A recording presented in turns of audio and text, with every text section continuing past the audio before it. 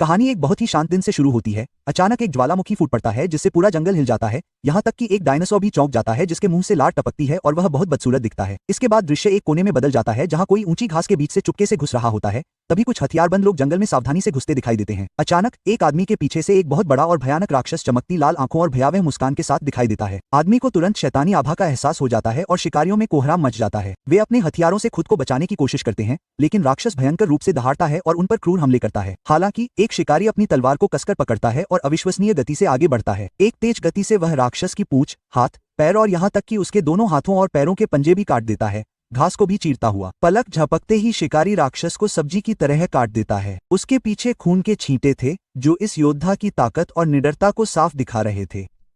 इसके बाद एक बड़ी डिजिटल स्क्रीन पर योद्धा की लड़ाई का प्रसारण हो रहा था। एक आदमी खड़ा होकर योद्धा को चमकती आंखों से निहार रहा था। वह कोई और नहीं बल्कि हमारा लड़का चोनू था। लेकिन अचानक किसी ने उसके कंधे पर हाथ रखा। वह उसका बॉस था जो उसे काम न करने और समय बर्बाद करने के लिए डांट रहा था। अचानक बीच में टोकने से वह बुरी तरह डर गया और तुरंत बॉस से माफी मांगने लगा। लेकिन उसकी माफी स्वीकार करने के बजाय बूढ़ा गंजा बॉस उसे ताना मारने लगा और कहने लगा कि आजकल के युवा इसीलिए मुसीबत बने हुए हैं, हमेशा अजीबोगरीब कल्पनाओं में खोए रहने वाला। वह उसे जल्दी से बैलें हटाने को कहता रहा और बेचारे लड़के को लगातार चिढ़ाता रहा। चोनू डर से कांपता हुआ तेजी से आगे बढ़ा और हर बात का हाँ में जवाब दे रहा था। वह जानता था कि वह अपने पहले ही दिन से खराब छाप छोड़ रहा है और मन ही मन वह सोचता रहा कि वह नौकरी नहीं खो सकता या फिर नौकरी से नहीं निकाला जा सकता क्योंकि पैसे कमाना बहुत जरूरी है। इस बीच बूढ़ा फिर से बकने लगा और कहने लगा कि उसके जमाने में बिना बताए भी काम हो जाता था। लड़के ने दुखी नजरों से अपनी भरोसेमंद दराती उठाई और बैले काटने लगा। अपनी तेजी से उसने पलक झपकते ही बैले काट डाली। इस बीच बूढ़ा गंजा आदमी फिर से बकने लगा और कहने लगा कि उसके जमाने में काम बेहतर तरीके से होता था। लेकिन इससे पहले कि वह और बेकार की तारीफें उगल पाता,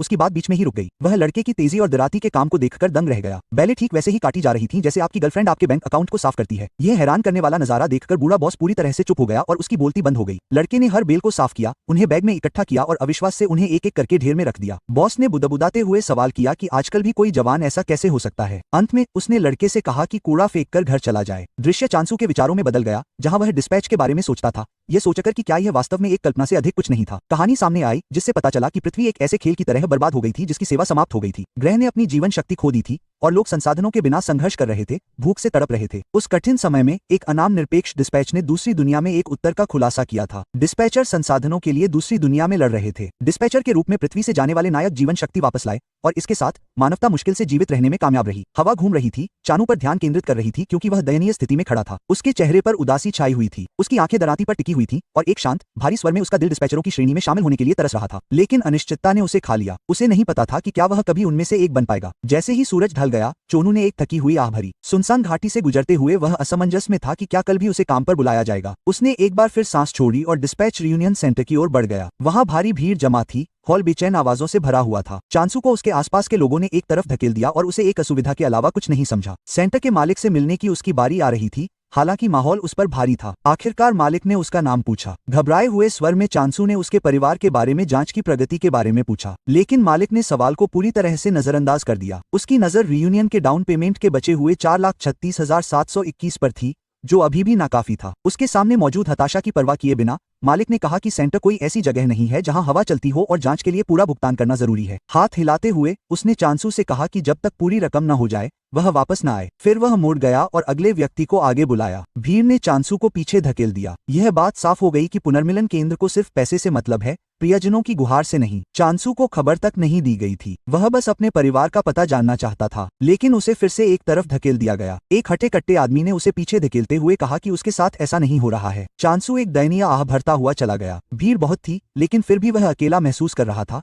जैसे पूरी दुनिया ने उससे मुंह मोड़ लिया हो। दुनिया में कोई दया नहीं बची थी, सिर्फ लालच था। लोग अपनी बारी के लिए धक्का मुक्की कर रहे थे, टुकड़ों के लिए झगड़ रहे थे, जिससे मानवता की भयावह स्थिति का पता चलता था। घर पहुंचकर चांसू ने चुपचाप किसी को अपने लौटने की सूचना नहीं दी। जूते उतारे और बैग फर्श पर रख दिया। डिब्बे लुढ़ककर कमरे में इधर उधर बिखर गए। फर्श पर कोई भी घूम सकता है, जिससे एक याद ताजा हो जाती है। उसके बचपन की एक फुटबॉल यादें ताजा हो गईं। उसके पिता, जो कभी शीर्ष रैंक वाले रिटर्नर थे, उसके सामने खड़े थे। उनका परिवार शांतिपूर्ण और खुशहाल था। उसके पिता ने हंसते हुए पूछा था कि क्या उन्हें फुटबॉल का एक और राउंड खेलना चाहिए। लेकिन जैसे जैसे पृथ्वी की हालत बिगड़ती गई, उसके पिता को फिर से भेज दिया गया। चांसू को याद आया कि कैसे उसके पिता हमेशा उसके पीछे पीछे चलते थे और उसके कदमों का मार्गदर्शन करते थे। फिर अचानक वह चला गया। अंत में वह कभी नहीं लौटा। एक और याद सामने आई। उसकी माँ का चेहरा दिखाई दिया, उसे आश्वासन देते हुए कि वह उसके पिता को खोजने जाएगी और जल्द ही वापस आएगी। उसने वादा किया कि यह केवल कुछ दिनों के लिए होगा, उसे अकेले सोने और चुपचाप प्रतीक्षा करने के लिए कहा। लेकिन वे दिन अंतहीन रूप से बढ़ते गए। वह अकेला रह गया, रो रहा था, धुंधली होती यादों से चिपका हुआ था, जब तक कि उनके चेहरे भी अस्पष्ट नहीं हो गए। खिड़की के बाहर अचानक एक चमक ने उसके विचारों को तोड़ दिया, जिससे उसके कमरे में रोशनी आ गई। भ्रमित होकर वह आगे बढ़ा। कांच के पार उसने रात के आकाश में एक धधकती हुई पगडंडी देखी,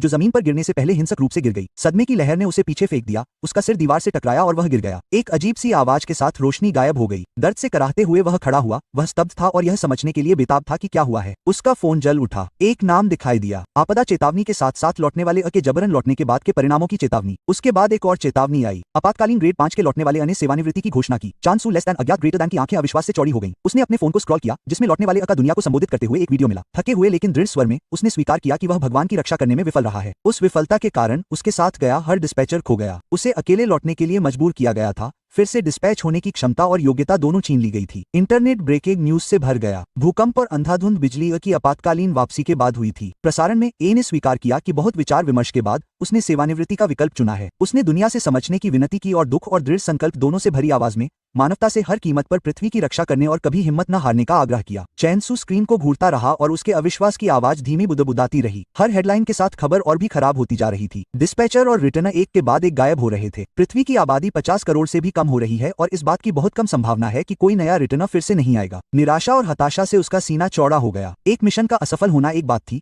लेकिन एक शख्स का रिटायर होना बहुत दुखदायी था। दरवाजे की घंटी की आवाज ने सन्नाटा तोड़ा और चोनू अचानक हुई इस हलचल से घबरा गया। इस बार एक और दस्तक हुई, जो पहले से भी ज्यादा तेज थी और शांत कमरे में गूंज रही थी। वह झिझकते हुए दरवाजे की तरफ बढ़ा। उसके दिमाग में भ्रम की स्थिति थी, क्योंकि ऐसे समय में किसी मेहमान के आने की उम्मीद नहीं थी। बाहर एक टैबलेट स्क्रीन की हल्की चमक उसके सामने टिमटिमा रही थी और उस पर एक अजीब सी आकृति दिखाई दी। एक खरगोश, कोई साधारण नहीं, लेकिन साफ आवाज में बोल रहा था, पूछ रहा था कि क्या मिस्टर चैंसल यहीं रहते हैं। जब उसने दरवाजा खोला तो दालान खाली था, जिससे उसका शक और गहरा हो गया कि कोई शरारत कर रहा है। लेकिन फिर वही आवाज फिर से सुनाई दी। उसे नीचे देखने को कहा। जैसे ही उसकी नजरें झुकी, उसकी सांसें थम गईं। उसके सामने एक असली खरगोश खड़ा था, जिंदा और हरकत करता हुआ। उसका छोटा सा शरीर कांप रहा था और वह अपने सवाल को दोहरा रहा था। घबराहट में उसे नाम लेकर संबोधित कर रहा था। असंभव हकीकत ने चांसू को तूफान की तरह झकझोर दिया। उसके सामने खड़ा प्राणी सच बोल रहा था। खरगोश ने खुद को संभाला, अपने गाल फुलाए और खुशी खुशी अपने आने का मकसद बताया। खुशी के लहजे में उसने चांसू को बधाई दी और घोषणा की कि उसे डिस्पैचर के तौर पर चुना गया है। ये शब्द उस पर बिजली की तरह गिरे और वह हैरान रह गया। चांसू हैरान था कि आखिर हो क्या रहा है और कोई रहस्यमयी बोलने वाला खरगोश उसके साथ ऐसा मजाक क्यों कर रहा है। लेकिन खरगोश शांत था, क्योंकि उसे पता था कि चांसू को शायद कुछ समझ नहीं आ रहा है। इसलिए उस प्राणी ने अपना पहचान पत्र निकाला और लड़के को बताया कि वह वर्ल्ड डिस्पैच सपोर्ट सेंटर से आया है। इससे यह पुष्टि हो गई कि चांसू को डिस्पैचर के तौर पर चुना गया है। अगर उसे अब भी शक है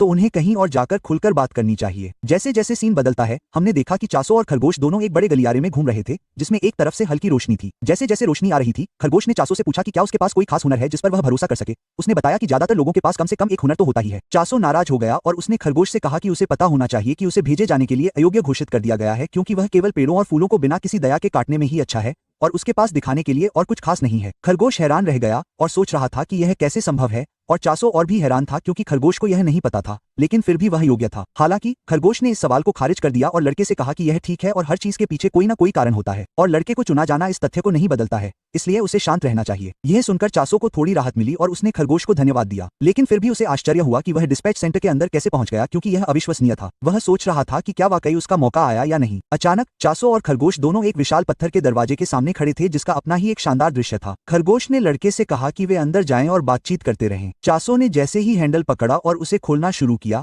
उसे एहसास हुआ कि दरवाजे के पार डिस्पैच एजेंसी थी। सबसे बुरी बात यह थी कि दरवाजा खुल ही नहीं रहा था। लड़के को पता था कि भारी वजन के कारण यह हिल भी नहीं रहा था। खरगोश हैरान था कि चांसू क्या कर रहा है, क्योंकि यह तो बस एक दिखावटी दरवाजा था जो किसी के लिए नहीं खुलता था और इसका प्रवेश द्वार खरगोश के ठीक सामने था। चांसू खरगोश की ओर दौड़ा, लेकिन प्रवेश द्वार देखते ही वह अंदर तक चौंक गया। वह सोचने लगा कि क्या यह असली दरवाजा है, क्योंकि यह इंसानी मानकों के हिसाब से बहुत छोटा था। चांसू ने खरगोश की आलोचना की, यह सोचकर कि क्या वह गूंगा और अंधा है, और पूछा कि वह वहां कैसे फिट होगा। लेकिन खरगोश के पास एक ही बहाना था कि अब तक दरवाजा उसके लिए ठीक से काम कर रहा था। चांसू ने बताया कि ऐसा इसलिए है क्योंकि वह प्राणी एक खरगोश था। वह पूरी तरह से टूट गया और सोचने लगा कि उसे शुरू से ही कुछ अच्छा होने की उम्मीद नहीं करनी चाहिए थी और उसे घर जाना चाहिए। लेकिन अचानक खरगोश ने और अधिक गंभीर स्वर में बोलना शुरू कर दिया और चांसू से पूछा कि क्या वह वास्तव में इस बारे में आश्वस्त है, क्योंकि वह हर परीक्षा में असफल रहा था और डिस्पैच सेंटर परीक्षा में अयोग्य घोषित कर दिया गया था। चांसू अगर चाहे भी तो उसे ऐसा मौका फिर कभी नहीं मिलेगा। खरगोश इतनी गंभीरता से मुस्कुराते हुए भी चांसू को गलत न समझने के लिए कह रहा था, लेकिन वह सिर्फ उसे उद्धृत कर रहा था, ये कहते हुए कि किसी भी तरह से अगर वह जाने में विश्वास करता है तो यह शर्म की बात होगी, क्योंकि पूरी दुनिया में किसी के लिए भी चुना जाना इतना आसान नहीं है और वह इस मौके को यूं ही जाने दे रहा था। खरगोश ने ऐसी मजेदार स्थिति को गंभीर बना दिया था और अब चासो जानता था कि उसे कुछ भी करना होगा। खरगोश छोटे गेट की ओर चलने लगा और चासो दो नहीं बल्कि 4 पैरों पर उसके पीछे पीछे चल पड़ा। जब वह सोच रहा था कि वह क्या कर रहा है, तब भी उसने खरगोश की तरह गेट के अंदर जाने का फैसला किया। उसे यह भी नहीं पता था कि वह अब क्या कर रहा है। जैसे ही चासो तेजी से रेंग रहा था, खरगोश लगातार दरवाजे पर थपथपा रहा था और उसे जल्दी आने के लिए कह रहा था। जैसे ही वह अंदर गया, उसने देखा कि एक बहुत बड़ा कमरा था जिसमें कई लोग आ सकते थे। उसे यकीन नहीं हो रहा था कि ऑफिस के अंदर उसकी उम्मीद से ज्यादा सामान्य जगह थी और खरगोश हैरान था कि वह क्या सोच रहा है, क्योंकि यह पूरा डिस्पैच सेंटर था। खरगोश ने बुरा नहीं माना और तुरंत चासो को बताया कि उसके लिए एक दुनिया एकदम सही है। यह सुनकर लड़के को आश्चर्य हुआ कि क्या अलग अलग लोगों के लिए अलग अलग दुनियाएं हैं, और खरगोश ने समझाया कि यह सच है और चासो जो करने जा रहा है उसे ब्लॉक टाइप टेरिटरी कैप्चर कहा जाता है। खरगोश मुस्कुराया और चासो को एक किताब दी, लेकिन जब लड़का खरगोश की कही हर बात को दोहरा रहा था तो प्राणी को लगा कि शायद लड़के को इसके बारे में पता है। चासो आत्मविश्वास से भरा हुआ था। उसने खुलासा किया कि उसने इसके बारे में कभी नहीं सुना था और वह बस सोच रहा था कि क्या ये कोई अजीब जगह है। खरगोश अब चिढ़ने लगा था, सोच रहा था कि अगर चासो को कुछ नहीं पता तो वह इतना उत्साहित क्यों हो रहा है। जब खरगोश शांत हुआ तो उसने चासो को धैर्यपूर्वक समझाया कि अभी सबसे गर्म जगह वह इलाका है और वह एक देवता के संरक्षण में है। उसे याद आया कि रिटायर होने के बाद उसने जो रिटर्न देखा था वह भी एक देवता की सेवा कर रहा था, और खरगोश ने चासो को आश्वस्त किया कि रिटायर होने वाले से संबंधित देवता का उससे किसी भी तरह का संबंध नहीं है, इसलिए उसे चिंता न करनी चाहिए। लड़के ने आह भरी और सोचा कि उसे किस देवता का नाम मिलेगा, और खरगोश ने समझाया कि आमतौर पर किसी एक को बेतरतीब ढंग से चुना जाता है, लेकिन अगर वह अभी चुनता है तो उसे खुद के लिए चुनने का विशेष मौका मिलेगा। खरगोश द्वारा पहना गया एक सुनहरा पेंडेंट चमकने लगा क्योंकि जादू से कई पत्ते हवा में तैर रहे थे। खरगोश ने मुट्ठी भर पत्ते उठाए और चासो से पूछा कि वह किसे चुनेगा। तीनों पत्तों में से लड़के को आश्चर्य हुआ कि उसे क्या करना चाहिए, क्योंकि उसे यह भी नहीं पता था कि कौन सा देवता अच्छा है और कौन सा नहीं। खरगोश जानता था कि यह एक दुर्लभ मौका है और उसने उससे कहा कि ऐसा चुनाव फिर कभी नहीं होगा। चासो को अचानक अपने माता पिता की याद आए और उसे एहसास हुआ कि शायद उसे अपनी किस्मत से दोबारा मौका नहीं मिलेगा। उसे आश्चर्य हुआ कि जब उसे एक ऐसा मौका मिल रहा है जिसके बारे में बहुत से लोग सपने में भी नहीं सोच सकते, तो वह बेवकूफों की तरह क्यों झिझक रहा है। चासो ने बीच वाला कार्ड लेने का फैसला किया और जैसे ही उसने उसे पलटा, उसे एक भयावह दृश्य दिखाई दिया जिससे उसका चेहरा पीला पड़ गया। वह एक कंकाल राक्षस था जिसके साथ जमीन से कई मरे हुए कंकाल निकल रहे थे। यह इतना वास्तविक था कि चासो चिल्लाने लगा, यह सोचकर कि यह क्या है। हमें पता चला कि यह नकार के देवता थे जिसकी 44% संभावना थी। खरगोश को आश्चर्य हुआ कि चासो इतना हैरान क्यों है। उसने कहा कि यह सिर्फ एक प्रस्तुति थी और कुछ नहीं। लड़का यह सोचकर जमीन पर गिर पड़ा कि किस तरह के भगवान को इस तरह की चमकदार परिचय की जरूरत है, जबकि एक सामान्य परिचय भी ठीक चल सकता है। नकार के देवता नाम से भी उसे बुरा लग रहा था। चासो को कोई मौका नहीं दिख रहा था, लेकिन फिर भी वह सोच रहा था कि क्या वह फिर से चुन सकता है, और खरगोश ने भी संकोच नहीं किया। लड़के को तुरंत कोशिश करने के लिए राजी हो गया, लेकिन उसने जितनी बार भी कार्ड उठाया उसे हमेशा नकारात्मकता का देवता ही मिला। इस बार संभावना 45% थी। लड़का चिल्लाया कि सब गड़बड़ है क्योंकि वह एक ही देवता को बार बार उठा रहा था। अचानक खरगोश फिर से गंभीर हो गया और चासो से कहा कि चाहे कुछ भी हो जाए, कार्ड बिल्कुल ठीक है। लड़के को खरगोश से एक घातक आभा का आभास हुआ और उसने तुरंत विषय बदल दिया, ये कहते हुए कि वह कार्ड को दोष नहीं दे रहा है, लेकिन फिर भी कुछ गड़बड़ लग रही है। लड़के को आश्चर्य हुआ कि खरगोश अचानक इतना गंभीर क्यों हो गया, लेकिन वह प्राणी चासो से जल्दी लेकिन सावधानी से कार्ड चुनने के लिए कहता हुआ वापस काम पर लग गया। चासो घबरा गया, उसका चेहरा पीला पड़ गया। वह सोच रहा था कि क्या होगा। वह नकारात्मकता के अलावा कुछ भी नहीं चाहता था और उसने अपना चेहरा ढंकते हुए कुछ और पाने के लिए प्रार्थना की। जब उसने आखिरकार आखिरी कार्ड निकाला तो एक अलग कार्ड सामने आया। इस पर हरे रंग की आभा थी और उसके चारों ओर फूलों की पंखुड़ियां घूम रही थी। चासो नकारात्मकता के देवता से अलग कार्ड पाकर बहुत खुश हुआ। हालांकि प्रस्तुतिकरण सरल था,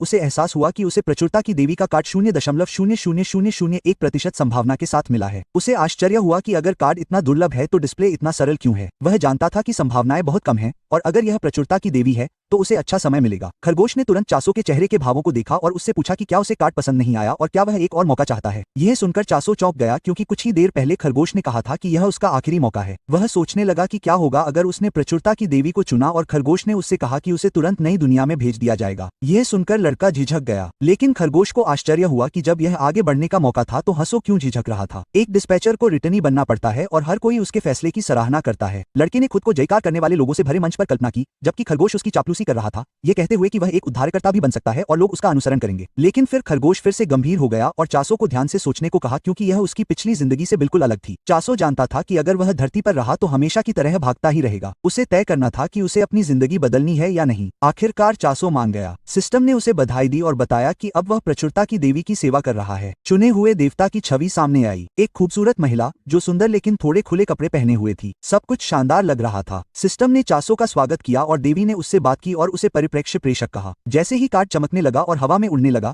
चासो को आश्चर्य हुआ कि क्या वह आवाज स्वयं देवी की है। उसे देखने के बाद उसे लगा कि ऐसी देवी के साथ वह कुछ भी कर सकता है। सक्रिय होने के बाद लड़के ने पूछा कि उसे कहाँ जाना है और खरगोश ने हवा में झटका मारा। कार्ड एक हिंसक ज्वालामुखी पोर्टल में बदल गया जिसके चारों ओर काली ऊर्जा घूम रही थी। खरगोश ने चासो को पोर्टल की ओर धकेला, लेकिन वह डर गया, रुक गया। प्राणी ने पूछा कि क्या कोई समस्या है। चासो डरा हुआ था क्योंकि उसके सामने जो चीज थी वो बिल्कुल भी सुरक्षित नहीं लग रही थी। लेकिन खरगोश के अनुसार चीजों का कोई मूड नहीं होता और अगर वो करीब से देखता तो उसे पोर्टल खूबसूरत लगता। चासो को लगा कि खरगोश या तो दयालु है या पागल, क्योंकि कोई भी देख सकता था कि वो एक खतरनाक ब्लैक होल जैसा दिख रहा था। फिर भी वो जानता था कि वो अब पीछे नहीं हट सकता। उसने दृढ़ निश्चय किया और पोर्टल में घुसने का फैसला किया, चाहे वो कितना भी खतरनाक क्यों न लगे। लेकिन इससे पहले कि वो हिल पाता, खरगोश ने उसे अपने पैरों से सीधा पोर्टल में पटक दिया। चासो हवा में घूम गया और खरगोश को कई बार कुचता हुआ पोर्टल में गायब हो गया, जबकि वो प्राणी बस मुस्कुरा रहा था और चासो के अंजाम का इंतजार कर रहा था। अचानक खरगोश के कानों में एक अजीब सी स्थिर आवाज गूंजी जो पूछ रही थी कि उसने ऐसा क्यों किया। खरगोश हैरान रह गया और उसने जवाब दिया कि आवाज को दखल नहीं देना चाहिए क्योंकि सीधे दखल देना मना है। आवाज ने जोर देकर कहा कि वो चासो को खोना बर्दाश्त नहीं कर सकते, लेकिन खरगोश अड़ा रहा और कहा कि उसने अपने भगवान की इच्छा का पालन किया है। जैसे ही सीन बदला, सिस्टम विंडो दिखाई दी, लोड हो रहा था। जब यह खत्म हुआ तो चासो को एक ऐसा संदेश मिला जिसने उसे अंदर तक झकझोर कर रख दिया। उसमें यह खुलासा हुआ कि कार्ड पर देवताओं का प्रतिशत उनके प्रभाव का आकार दर्शाता है,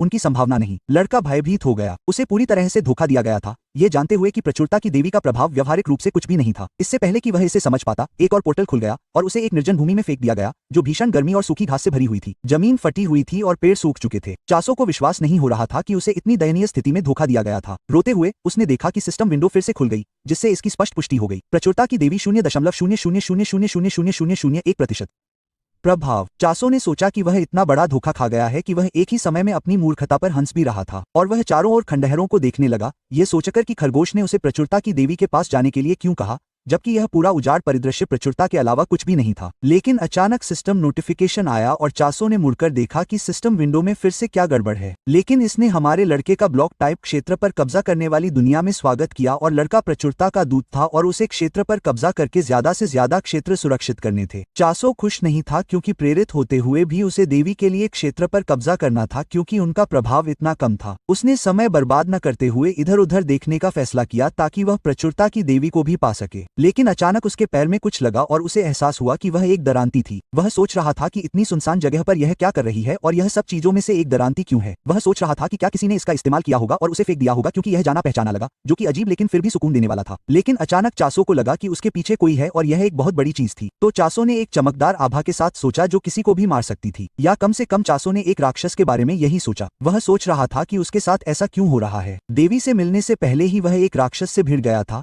लेकिन वह जानता था कि वह इस तरह नहीं मर सकता और अगर जरूरत पड़ी तो वह दरांती से राक्षस को डरा सकता है। लेकिन जैसे ही वह दरांती घुमाता हुआ मुड़ा, उसने देखा कि राक्षस वास्तव में बहुत छोटा था। तभी लड़के को होश आया और उसने देखा कि एक प्यारा सा हमस्टर रो रहा था क्योंकि हमारे लड़के ने दरांती से जो तमाशा किया था वह पागलों की तरह चीख रहा था और सोच रहा था कि क्या उसकी जिंदगी खत्म होने वाली है। चासो को भी आश्चर्य हुआ कि क्या इस प्यारी सी चीज को राक्षस कहा जा सकता है क्योंकि वह बिल्कुल भी शत्रुतापूर्ण नहीं लग रहा था और हमस्टर ने ऐसा चीखा जैसे वह लड़के की बात से सहमत हो। लेकिन अचानक लड़का एक दुष्ट प्राणी में बदल गया, यह सोचकर कि छोटा होने पर भी वह राक्षस है तो शायद उसे पकड़ने पर उसे कुछ मिलेगा। हमस्टर तुरंत पीला पड़ गया, ये सोचकर कि प्रेरित क्या सोच रहा है, और वह अचानक नाचने और रोने लगा। किसी तरह लड़के को ऐसा करने से रोकने की कोशिश कर रहा था। वह एक पागल हैमस्टर की तरह चिल्ला रहा था और चूंकि वह प्राणी बहुत प्यारा था, चासो ने फैसला किया कि वह कुछ बड़ा नहीं करेगा क्योंकि जब तक ये राक्षस समूहों में उस पर हमला नहीं करता या कोई दुश्मनी नहीं करता तब तक उसे ठीक रहना चाहिए। हैमस्टर ने आखिरकार रोना बंद कर दिया क्योंकि उसे तुरंत नहीं मारा जा रहा था, इसलिए वह इधर उधर उछलने और चीखने लगा,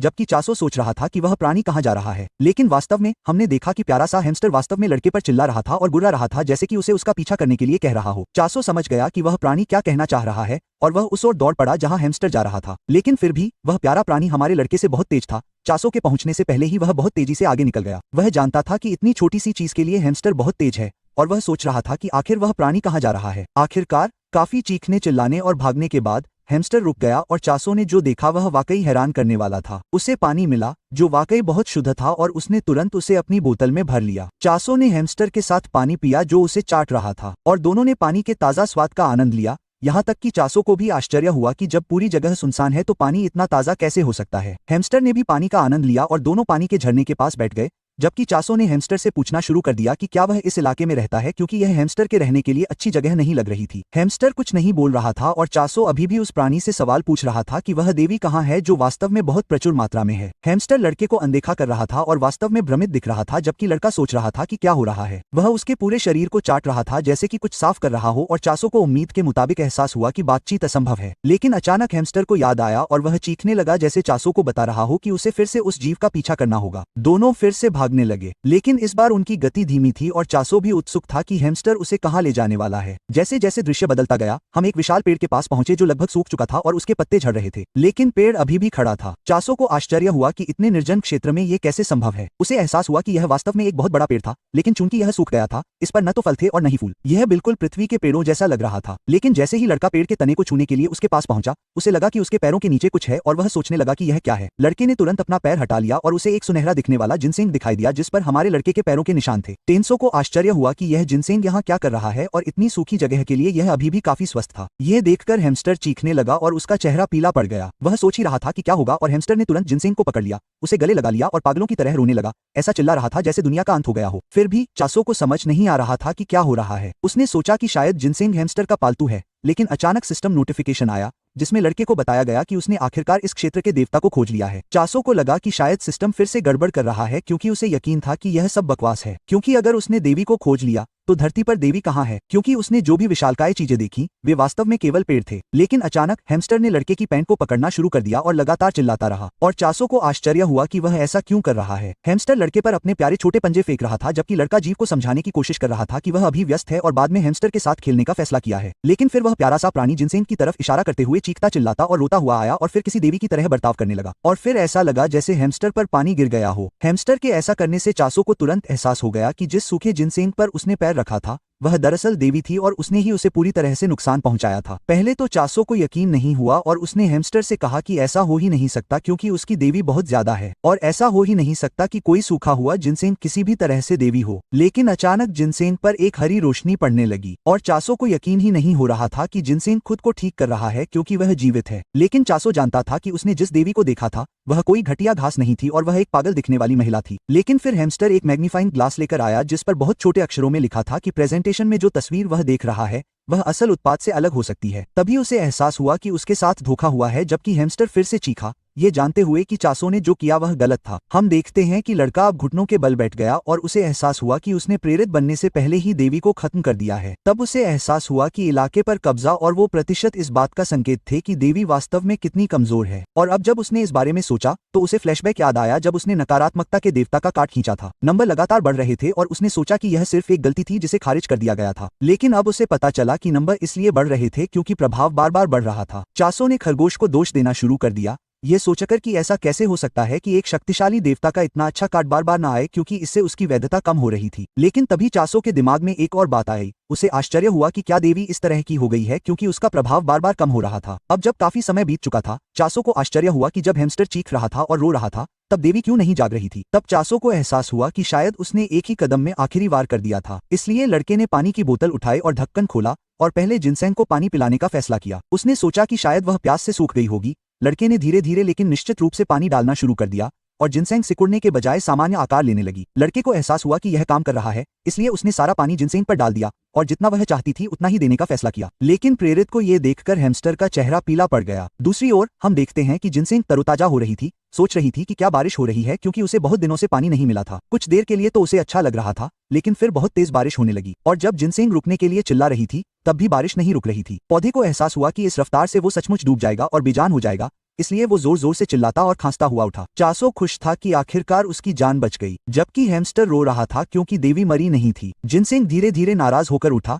लड़के ने खुद को प्रचुरता के दूत चानो के रूप में पेश किया। आखिरकार घबराहट भरे परिचय के बाद लड़के ने देवता की ओर देखा, लेकिन उसे आश्चर्य हुआ कि जब वह ठीक से हिल भी नहीं पा रही थी तो ये जिनसेंग देवता कैसे हो सकता है। उसके पैर पागलों की तरह कांप रहे थे। लड़के को समझ नहीं आ रहा था कि अब उसे क्या करना चाहिए। लेकिन अचानक एक सिस्टम नोटिफिकेशन आया जिसमें बताया गया कि उसे और भी ताकतवर बनने के लिए स्किल्स का इस्तेमाल करना होगा। चासो हैरान था कि वो स्किल क्या है। उसने पढ़ा कि वो प्रचुरता का आशीर्वाद है और जब कोई विवरण नहीं था तब तब भी उसने सोचा कि जाहिर तौर पर यह स्किल फसलों को भरपूर बनाने के लिए होगी। लेकिन फिर धीरे धीरे स्किल सामने आए और चासो हैरान रह गया कि उसे डीएलई स्किल का सिर काटने का मौका मिला है। चासो हैरान रह गया और उसका चेहरा पीला पड़ गया। वह सोच रहा था कि क्या इस शब्द का मतलब वही है जो वह सोच रहा था। चासो को आश्चर्य हुआ कि देवी इतनी क्रूरता से सिर क्यों काट रही हैं जबकि वह केवल प्रचुरता की देवी हैं। उसे लगा कि शायद वह किसी तरह की परपीड़ित या मानसिक रोगी हैं। चासो को विश्वास नहीं हो रहा था कि प्रचुरता की देवी उसे इतनी हिंसक कला देगी। इसलिए उसने देवी से पूछने का फैसला किया कि सिर काटने की कला का क्या मतलब है और क्या यह वही है जो वह सोच रहा था। जिनसेंग तुरंत गंभीर हो गया और सिर काटने का इशारा किया और लड़के को एहसास हुआ कि वह वाकई सही सोच रहा था। यह सोचकर कि क्या देवता वास्तव में चाहते हैं कि वह सिर काट दे,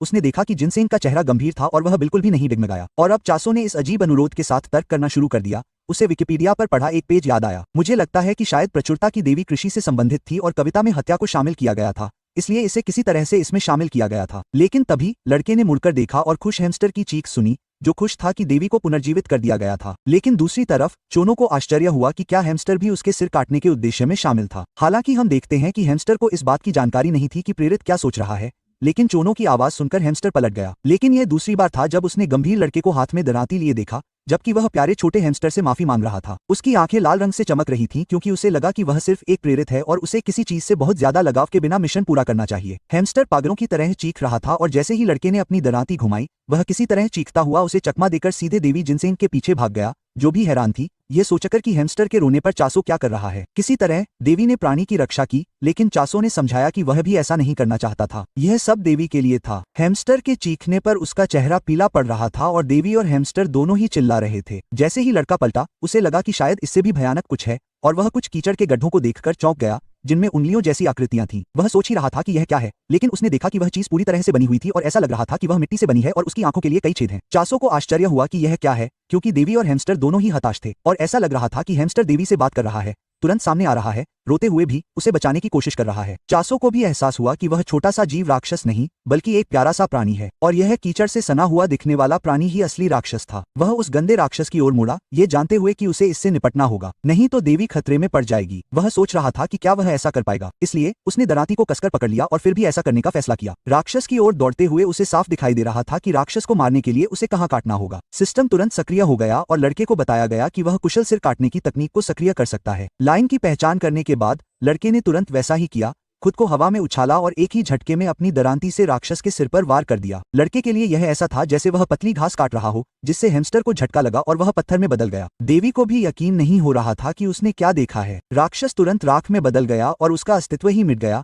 जबकि चासो जमीन पर उतरा, यह सोचकर कि क्या देवी और हैमस्टर ठीक हैं। हैमस्टर कांपते हुए रो रहा था और चासो को यकीन नहीं हो रहा था कि यह छोटा सा जीव बिना किसी हिचकिचाहट के उस पल में देवी की रक्षा कर रहा था। अपनी गलती का एहसास करते हुए चासो घुटनों के बल बैठ गया और अपना सिर जमीन पर रख दिया, यह स्वीकार करते हुए कि यह उसकी ओर से एक मूर्खतापूर्ण गलती थी और उसे ऐसा नहीं करना चाहिए था। वह सोच रहा था कि क्या प्यारा सा हैमस्टर उसे माफ करेगा। हैमस्टर ने भी देवी से बात करने की कोशिश की और दोनों ने लड़के को एक प्यारा सा अंगूठा दिखाते हुए सहमति जताई। चासो भी मुस्कुराया और हैमिल को माफ करने के लिए धन्यवाद दिया। हैमस्टर हैरान था कि यह किसका हैंडल है और चासो बस मुस्कुराया और प्यारे से प्राणी से कहा कि उसने यह नाम इसलिए रखा क्योंकि जब वे एक दूसरे के साथ इतने अच्छे थे तो उसे प्राणी कहना बहुत अजीब लग रहा था। चासो ने कहा कि अगर अब से उन्हें साथ रहना है तो उन्हें एक प्राणी की जरूरत होगी और हैमस्टर को यह इतना पसंद आया कि वह चीखते हुए रोने लगा। हैंडल और देवी दोनों नाच रहे थे, तभी एक सिस्टम नोटिफिकेशन आया और लड़का ये सोचकर पलटा कि सिस्टम उसके सामने की बजाय उसके पीछे क्यों दिखाई दे रहा है। सिस्टम ने उसे बताया कि राक्षस का सिर अपने आप स्किल इफेक्ट के हिसाब से टेलीपोर्ट हो जाएगा और स्टेटस बार में दिखाया गया कि चासो ने एक अज्ञात नंबर से एक अमर राक्षस को मार डाला है। लड़के को एहसास हुआ कि राक्षस का नाम अमर राक्षस था और उसे आश्चर्य हुआ कि इतनी कठिनाई के बावजूद यह नाम इतना डरावना क्यों है। सिस्टम ने लड़के को बताया कि टेलीपोर्ट की गई श्रद्धांजलि अब देवी की है और जैसे ही चासो ने पलटकर देखा कि किसी तरह जिनसिंग का रंग चमकीला हो गया था और उसकी त्वचा चिकनी हो गई थी। लड़के को आश्चर्य हुआ कि अगर वह ऐसा करता रहा तो क्या देवी अपने सुंदर रूप में वापस आ जाएगी और प्रेरित होकर उसने देवी को अलविदा कहा और एक हैंडल के साथ और राक्षसों की ओर दौड़ना शुरू कर दिया। जैसे जैसे दृश्य बदलता गया, हमने देखा कि चासो एक बहुत ही धुंधली दिखने वाली जगह पर आ गया था जहां अमर मिट्टी के राक्षस उसकी ओर रेंग रहे थे। उनकी उपस्थिति का एहसास होने के बाद एक सिस्टम नोटिफिकेशन अचानक चासो को बता रहा था कि अज्ञात बिंदु मौजूद हैं और उनका उपयोग विश्व प्रणाली का उपयोग करने के लिए किया जा सकता है, लेकिन व्यक्तियों के बीच उनका आदान प्रदान नहीं किया जा सकता है। चासो को आश्चर्य हुआ कि यह क्या है, जबकि हैमस्टर ने भी सिस्टम विंडो को देखा जो उसे दिखाई दे रही थी।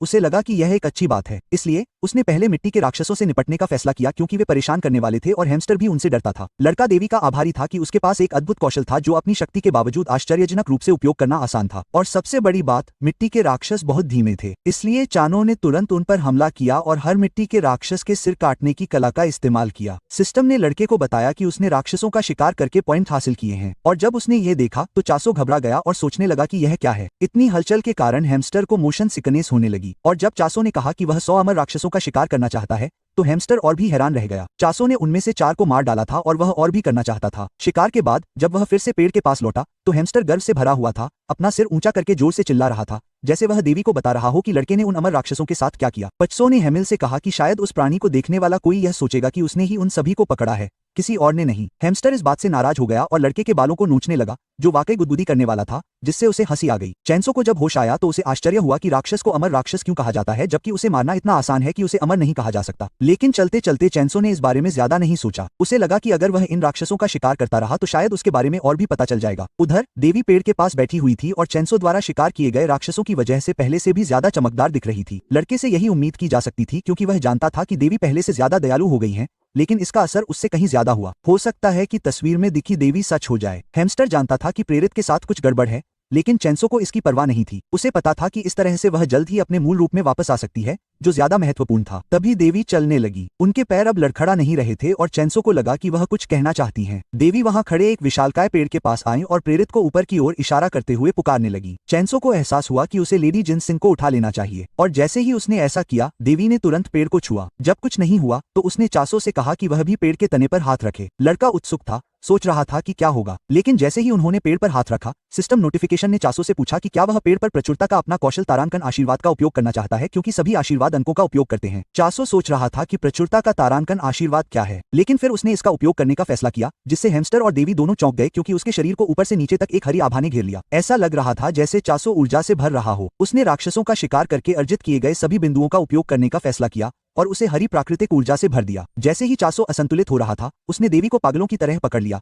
लगभग उसका गला घोंटने वाला था। आशीर्वाद समाप्त होने के बाद एक मुड़ा हुआ पेड़ जो पूरी तरह से सूख गया था, अब हरियाली से भर गया था, जिसमें ताजी पत्तियां और हरी शाखाएं थीं और घनी छाल इतनी मजबूत थी कि पीढ़ियों तक वह टिक सकता था। पूरा पेड़ स्वादिष्ट दिखने वाले सिबों से भरा हुआ था और चेरी के फूल गिरने से माहौल अचानक बदल गया। चानो को आश्चर्य हुआ कि उसने क्या कर दिया। उसने अभी अभी कुछ अंक अर्जित किए थे, लेकिन इतनी प्रचुरता तुरंत दिखाई दी। देवी भी हैरान रह गई और हैमस्टर भी हैरान था, क्योंकि उसने ऐसा पहले कभी नहीं देखा था। लड़के ने सबसे पहले देखा कि पेड़ पर बहुत सारे सेब थे, जो पृथ्वी पर भी एक स्वादिष्ट व्यंजन थे। चानो ने पृथ्वी पर पहले कभी सेब नहीं देखे थे। वह सोच रहा था कि क्या सेब हमेशा इतने बड़े और भारी होते हैं। लड़का तुरंत एक सेब खाना चाहता था, लेकिन पहले उसने पहली फसल प्रचुरता की देवी को अर्पित करने का फैसला किया। लेडी जेन सिंह ने सेब को धीरे से पकड़कर महसूस किया, लेकिन फिर वह गंभीर हो गई और कुछ करने की कोशिश की। चानो को इसकी परवाह नहीं थी, वह बस यही उम्मीद कर रहा था कि देवी जल्द ही अपने पहले रूप में आ जाएंगी, ये सोचकर कि शायद उनका वर्तमान रूप भी अपने आप में सुंदर है। लेकिन धीरे धीरे चानो ने देखा कि देवी को दिया गया सेब जैसे जैसे वह खा रही थी, वह सिकुड़ रहा था। ऐसा लग रहा था जैसे किसी राक्षसी शक्ति ने सेब पर कब्जा कर लिया हो,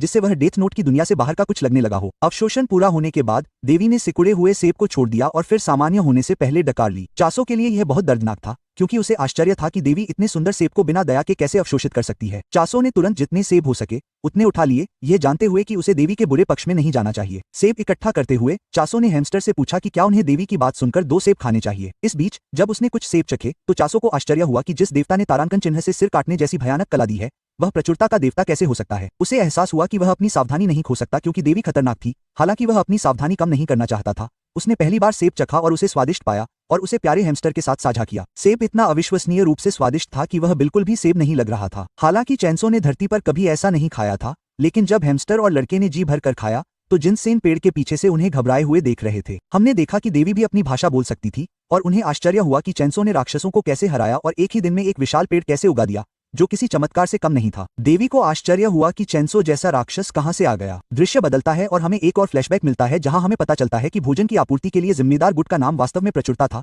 जो अपनी उच्च गुणवत्ता वाली फसलों के लिए प्रसिद्ध था। यह गुट कमजोर नहीं था, लेकिन जब नकारात्मक गुट ने अन्य गुटों को अवशोषित करना शुरू कर दिया तो प्रचुरता के पास बचने के लिए भागने के अलावा कोई विकल्प नहीं था। प्रचुरता गुट ने अपना व्यापार बंद कर दिया और राक्षसों का शिकार करना शुरू कर दिया, लेकिन उनकी सेना युद्ध के लिए नहीं बनी थी क्योंकि वे किसान थे और राक्षसों के हाथों धीरे धीरे अपनी जान गंवा रहे थे। वे एक भी लड़ाई नहीं जीत सकते थे। अंतिम उपाय के रूप में प्रचुरता गुट ने अपने मूल कौशल फसल को बदलना शुरू कर दिया और इसे सिर काटने में बदल दिया। फिर भी वे प्रचुरता वाले गुट को टूटने से नहीं बचा सके क्योंकि निषेध इतना शक्तिशाली था। सिर काटना कोई वास्तविक युद्ध कौशल भी नहीं था। इसका उपयोग राक्षसों के सिर काटने के लिए आपातकालीन स्थिति में किया जाता था। इसे केवल मृत जानवरों या राक्षसों के सिर वापस लाने के लिए संशोधित किया गया था। वर्तमान में देवी जिनसिंग भयभीत थी, यह सोचकर कि भले ही प्रचुरता और योद्धा एक साथ नहीं चल सकते, फिर भी सिर काटना ही सबसे अच्छा उपाय था। अगर कोई बहुत अधिक शक्तिशाली हो तो सिर काटना भी जादू की तरह काम करेगा और हो सकता है कि वह राक्षसी रूप से शक्तिशाली व्यक्ति वास्तव में चासो हो। जैसे ही हमारे लड़के ने अपनी दृष्टि घुमाई, देवी ने उसे एक सीरियल किलर के रूप में कल्पना की जो केवल हत्या के बारे में सोचता है। उसे देखकर महिला चौंक गई, लेकिन दूसरी ओर चांसलर बस कुछ और सेब मांगना चाहता था। देवी लड़के की किसी भी बात से असहमत नहीं हो सकती थी क्योंकि वह जानती थी कि यह उसके लिए खतरनाक था। उसे आश्चर्य हुआ कि इस तरह का बच्चा प्रचुरता वाले क्षेत्र में कैसे पहुंच गया। तभी उसे एक और शरारत सूझी। उसने सोचा कि अब चांसलर पर उसका दावा है और कोई भी उन्हें अलग नहीं कर सकता। लेकिन जब देवी हमारे लड़के को देख रही थी तो चासो को आश्चर्य हुआ कि देवी क्या कर रही हैं और क्या उन्हें किसी मदद की जरूरत है। जिनसेंग रूप में देवी ने लड़के के पैर को गले लगा लिया क्योंकि अब वह इतना ही कर सकती थी। उसने फैसला किया कि वह चासो को किसी और को नहीं सौंपेगी। जब उसने उसे गले लगाया तो चासो को लगा कि शायद देवी अब उसे अपने अंदर संभालेंगी, लेकिन ऐसा कभी नहीं हुआ। दृश्य शाम का हो जाता है। बैल सिबों से भरी टोकरी लिए हुए वेदी के पास आता है जहाँ देवी पहले से ही सो रही होती हैं। वह जानता था कि देवी अपने कम प्रभाव के कारण उसकी मदद से अकेले ही एक विशाल पेड़ उगाकर बहुत थक गई होंगी। हैमस्टर का भी दिन बहुत खराब था, इसलिए चासो ने सोचा कि शायद उसे भी सो जाना चाहिए। जब वे साथ में खेल रहे थे तभी अचानक दूर से बिजली गिरी। लड़का डर गया और सोचने लगा कि यह क्या है। जैसे ही उसने मुड़कर देखा, देवी अभी भी सो रही थी, लेकिन उसे आश्चर्य हुआ कि हर जगह गड़गड़ाहट की आवाज क्यों आ रही है। कुछ देर तक कोई आवाज न मिलने पर चासो ने सोचा कि शायद वह सिर्फ सेब खा रहा था और गड़गड़ाहट उसके पेट से हो रही है, क्योंकि सिर्फ सेब खाने से काम नहीं चलेगा। अचानक सिस्टम से एक सूचना आई जिसमें चासो को बताया गया कि डिलीवरी का कार्यक्रम चल रहा है। अब लड़के को गाइड बुक याद आ गई तो उसे लगा कि डिलीवरी का कार्यक्रम सही है क्योंकि पृथ्वी से बहुत सारे लोग अलग अलग दुनिया में आ रहे थे। लेकिन चासो को अब भी आश्चर्य था कि बिना पते के उन्हें कैसे पता चलेगा कि सामान कहाँ पहुंचाना है। हैमस्टर थककर जम्हाई ले रहा था और लड़के ने सोचा कि उन्हें सो जाना चाहिए और इस बारे में सोचना चाहिए। अगले दिन चासो ने कई पत्ते इकट्ठा किए और देवी और हैमस्टर के लिए मुलायम पत्तों से बिस्तर बनाया। दृश्य फिर से अगले दिन पर आ जाता है, लेकिन इस बार पृथ्वी पर एक विशाल इमारत थी जिसे श्राइन ऑफ साइकिल कहा जाता था। इमारत के अंदर एक महिला निडर होकर चल रही थी, जबकि कई पुरुष उससे डर रहे थे और सोच रहे थे कि क्या हो रहा है। केबिन के अंदर एक और आदमी नोटपैड में कुछ लिख रहा था। तभी अचानक एक औरत अंदर आई। उसे देखकर वो शर्मा गया और सोचने लगा कि वो अपनी डिलीवरी संभालने की बजाय वहाँ क्या कर रही है। महिला ने तुरंत अपने सीनियर से पूछा कि क्या वो उसके साथ मजाक कर रहा है। पहले तो आदमी को समझ नहीं आया कि वो क्या कह रही है और उसने उसे चुप कराने की कोशिश की, लेकिन महिला ने अपने हाथ में एक कागज दिखाया और कहा कि वो पहले ही शपथ ले चुकी है और अब कागज का कोई मतलब भी नहीं समझ आ रहा था। हमें पता चला कि उस महिला का नाम सुजान था और वो अपने सीनियर पर चिल्ला रही थी कि उसे 3 दिन की 2 रातों की बिजनेस ट्रिप पर ऑफ लिमिट जोन में भेज दिया गया है। हालांकि वो आदमी जानता था कि सुजान को इसके लिए पैसे नहीं मिलेंगे। ये सिर्फ एक फ्री शिपिंग इवेंट था और ग्राहक को सिर्फ सेब चाहिए थे, पैसे नहीं, बदले में और सेब चाहिए थे, जो कि एक बहुत ही अजीब रिक्वेस्ट थी। सुजान को आश्चर्य हुआ कि क्या उसकी रिक्वेस्ट सही थी और अगर उसने कुछ गलत नहीं किया था तो उसके सीनियर ने उसे ये नौकरी क्यों दी। आदमी ने बताया कि सुजान ने बिल्कुल उल्टा किया था। उसे काम से बहुत लगाव था। उसने उससे कहा कि यद्यपि उसकी लगन सराहनीय है, पर लगातार अधिक काम करने से उसका शरीर थक जाएगा। उसे इस यात्रा को आराम करने के बहाने के रूप में इस्तेमाल करना चाहिए। वरिष्ठ जानता था कि यदि सुजन ऑफिस में रुकी तो वह फिर से काम में लग जाएगी, इसलिए उसे अपना दिमाग साफ करके इस मुफ्त यात्रा का आनंद लेना चाहिए। लेकिन सुजन उसकी मीठी बातों में नहीं आई क्योंकि वह अच्छी तरह जानती थी कि मैनेजर उसे इसलिए भेज रहा है क्योंकि वहाँ कोई और मौजूद नहीं है और इसे छुट्टी का बहाना बना रहा है। उस आदमी ने इनकार नहीं किया, लेकिन उसके कंधे की मालिश की और कहा कि वह काम पर जाए क्योंकि वह किसी छिपे हुए लोक में जा सकती है। सुजन ये सोचकर और भी चिढ़ गई कि जब पेशेवर भी किसी छिपे हुए लोक को नहीं खोज सकते तो वह कैसे किसी छिपे हुए लोक को खोज पाएगी। छिपे हुए लोक विशेष प्रभावों वाले सीलबंद ब्लॉक थे और बहुत ही दुर्लभ थे, लेकिन उसके वरिष्ठ को इसकी परवाह नहीं थी। उसने उसे यात्रा पर जाने के लिए विदा किया, ये कहते हुए कि इससे कुछ अच्छा हो सकता है। महिला मान गई और वहां से गायब हो गई। इसके बाद सीन सुजान पर आ जाता है जो ऑर्डर की लिस्ट चेक कर रही है और सोच रही है कि ऑर्डर लिस्ट में इतनी गड़बड़ क्यों है जबकि यह ऑफ लिमिट जोन है। उस व्यक्ति को इतने सारे आइटम की जरूरत क्यों थी। उसे उम्मीद थी कि यह व्यर्थ नहीं होगा या वह अपना समय बर्बाद करने के लिए इसे हाथ से जाने नहीं देगी। प्रचुरता वाले ब्लॉक में हम देखते हैं कि चासो हैमस्टर के साथ लुका छिपी खेल रहा था। उसने तुरंत हैमस्टर को पकड़ लिया क्योंकि उसके बाल दिख रहे थे। हैमस्टर सेब से भरे बैग के पीछे छिपा हुआ था और खूब शोर करते हुए कुछ खा रहा था। उसकी चीखों की वजह से चासो उसे आसानी से ढूंढ लेता है और उसे आधा खाया हुआ सेब दिखाई देता है। चासो ऐसा दिखावा करता है जैसे उसे हैमस्टर का पता नहीं है, जबकि हैमस्टर को पता था कि उसे मिल गया है। हैमस्टर के चीखने पर चासो उसे दोनों हाथों से पकड़ लेता है। वह इस बात से परेशान है कि वह गेम हार गया। चासो गुस्से में और खुश दोनों है और उसे सेब के बारे में जानने के लिए डांटता है क्योंकि अगर ऐसा नहीं होता तो सेब नहीं बिकते। चासो ने बताया कि सेब व्यापार के लिए हैं और जल्द ही उनकी डिलीवरी होने वाली है, इसलिए उन्हें बर्बाद नहीं करना चाहिए। इस बीच देवी चासो की बात सुन रही थी। उसने सोचा कि चूंकि डिलीवरी करने वाला व्यक्ति वीरान प्रचुरता वाले क्षेत्र में आ रहा है, इसलिए वह पहली बार में ही बुरा प्रभाव नहीं छोड़ सकता। डिलीवरी इवेंट की जानकारी से चासो को पता चला कि वह जिस दुनिया में था वह ब्लॉक नामक क्षेत्रों में बटी हुई थी जो उनके नाम के अनुरूप ही थे। इन ब्लॉक प्रकार के क्षेत्रों में हमेशा भव्य समन इवेंट होते रहते थे। हालांकि वे सामान्य भूमि की तरह दिखते थे, लेकिन उनके किनारे दीवारों की तरह चमकते थे जिससे खिलाड़ी गुजर नहीं सकते थे। ब्लॉक के बीच जाने के लिए प्रतिदिन एक बार दिए जाने वाले ट्रांसफर टिकट की आवश्यकता होती थी। हालांकि चूंकि आसपास कुछ भी नहीं था, इसलिए वह जानता था कि 1 या 2 टिकट पर्याप्त नहीं होंगे। उसने पहले ही उनका परीक्षण कर लिया था और पाया कि निकटतम गांव लगभग 1 सप्ताह दूर था। यह इसके लायक नहीं था। चासो को एहसास हुआ कि वह लगभग केवल सिबो पर ही जी रहा था और उसे यह अजीब लगा कि डिलीवरी में केवल 2 दिन लगे, जबकि उसे नहीं पता था कि डिलीवरी करने वाले लोग क्या चाल चलते हैं। फिर भी जब तक स्लीपिंग बैग आ जाए उसे कोई परवाह नहीं थी। बिस्तर बेहतर होगा, लेकिन वह जानता था कि इस स्थिति में उसे बहुत ज्यादा मांग नहीं करनी चाहिए। वह देवी के लिए एक तकिया भी चाहता था, हालांकि वह इससे सहमत नहीं थी। चासो ने सोचा कि उसे देवी का प्यार अपने प्रति बढ़ाते रहना चाहिए, नहीं तो वह कहीं मम्मी बन जाएगा। अचानक उसे एक गड़गड़ाहट की आवाज सुनाई दी और उसने अपनी दरांती पकड़ ली। उसे एहसास हुआ कि राक्षस आ रहे हैं। उसे यह अजीब लगा कि जिन राक्षसों को उसने हराया था वे डिलीवरी से बंधे हुए थे। कल से वे बिना किसी कारण के अपने आप उसके पास आ रहे थे। चासो को वे परेशान करने वाले लगे। जैसा कि उनके नाम से पता चलता है, वे मरे नहीं थे बल्कि पुनर्जीवित सैनिकों की तरह थे। किसी भी तरह उसे उनसे निपटना था क्योंकि सुरक्षित घर के पास बहुत सारे राक्षस सुरक्षित नहीं थे। लड़का तुरंत अपने हाथ में हथियार लेकर कूदा और उसने हर राक्षस के सिर काट दिए। एक पीछे रह गया जो जादू मंत्र का प्रयोग करने की कोशिश कर रहा था, लेकिन असफल रहा। लड़के ने देखा कि वह सौर ऊर्जा का उपयोग कर रहा था और महसूस किया कि वह तेज हो रहा था। वह सोचने लगा कि क्या राक्षस भी हुनर की तरह ताकतवर हो सकते हैं। फिर वह अमर मिट्टी के राक्षसों की तरफ झपटा और उन सभी को काटने लगा। उसने हर सिर को काटने की कोशिश की। जब और राक्षस दिखाई दिए तो उनकी गति में कोई सुधार नहीं हुआ। उनकी क्रूरता पहले जैसी ही थी, जिससे वह हैरान था कि उन्हें मारना इतना आसान क्यों है। इस बीच यह सब कोई और नहीं बल्कि सुजान देख रही थी, जो सोच रही थी कि वह किसे देख रही है। उड़ने वाले जूते पहने महिला ने जोन में प्रवेश किया था और उसे लगा कि लड़का और उसका हैमस्टर दोनों ही राक्षस हैं जो अमर राक्षसों को इतनी आसानी से मार सकते हैं। उसने कल्पना की कि वे क्रूर प्राणी हैं जिन्हें मारने में मजा आता है। सुजान ने उड़ान भरी और डिलीवरी करने के लिए उसके करीब पहुंच गया। उसके छोटे पंखों वाले जूते उसे हवा में स्थिर रख रहे थे। वह चासो और उसके हमस्टर को बड़ी ही आसानी से अमर राक्षसों को मारते हुए देख रही थी। वे दोनों चंचल और शरारती अंदाज में मुस्कुरा रहे थे। वह सोच रही थी कि यह कितना अजीब है। एक समय था जब अमर राक्षस शिकारियों के लिए एक बेशकीमती निशाना हुआ करता था। एक को हराने पर आम राक्षसों से कहीं ज्यादा अंक मिलते थे, जिससे आसान इनाम की तलाश में साहसी लोग आकर्षित होते थे। लेकिन वह प्राणी हर बार फिर से जीवित हो जाता था। हर बार जब वह वापस आता तो वह और भी ताकतवर हो जाता और जिस किसी का भी वह पीछा करता वह श्रापित होकर मर जाता। सालों बाद लोगों ने उसका शिकार करना छोड़ दिया और उससे पूरी तरह से दूर रहने लगे। जब चासो सभी अमर राक्षसों को हराने में व्यस्त था, सुजिन घबरा रही थी। उसे आश्चर्य हुआ कि वह कैसा इंसान है जो नतीजों से डरे बिना एक भूत का इतनी हिम्मत से सामना कर रहा है। जब उसने उसे और करीब से देखा तो उसे कुछ अजीब लगा। वह श्राप को दूर करने के लिए किसी भी तरकीब का इस्तेमाल नहीं कर रहा था। उसे लगा कि वह तलवार चलाने में माहिर हो सकता है, लेकिन फिर वह उलझन में पड़ गई। अगर वह वाकई इतना कुशल होता तो उसके जैसा कोई सेब चुनने में समय क्यों बर्बाद करता। इस विचार ने उसे और सतर्क कर दिया। उसने फैसला किया कि उसे बिल्कुल भी उकसाना बेहतर नहीं होगा। कौन जानता था कि इतना शक्तिशाली व्यक्ति नाराज होने पर क्या कर सकता है। यह सोचकर वह सावधानी से उसके करीब गई। अमर राक्षसों को हराने के बाद चोनो के सामने अचानक एक चमकता हुआ हरा पैनल दिखाई दिया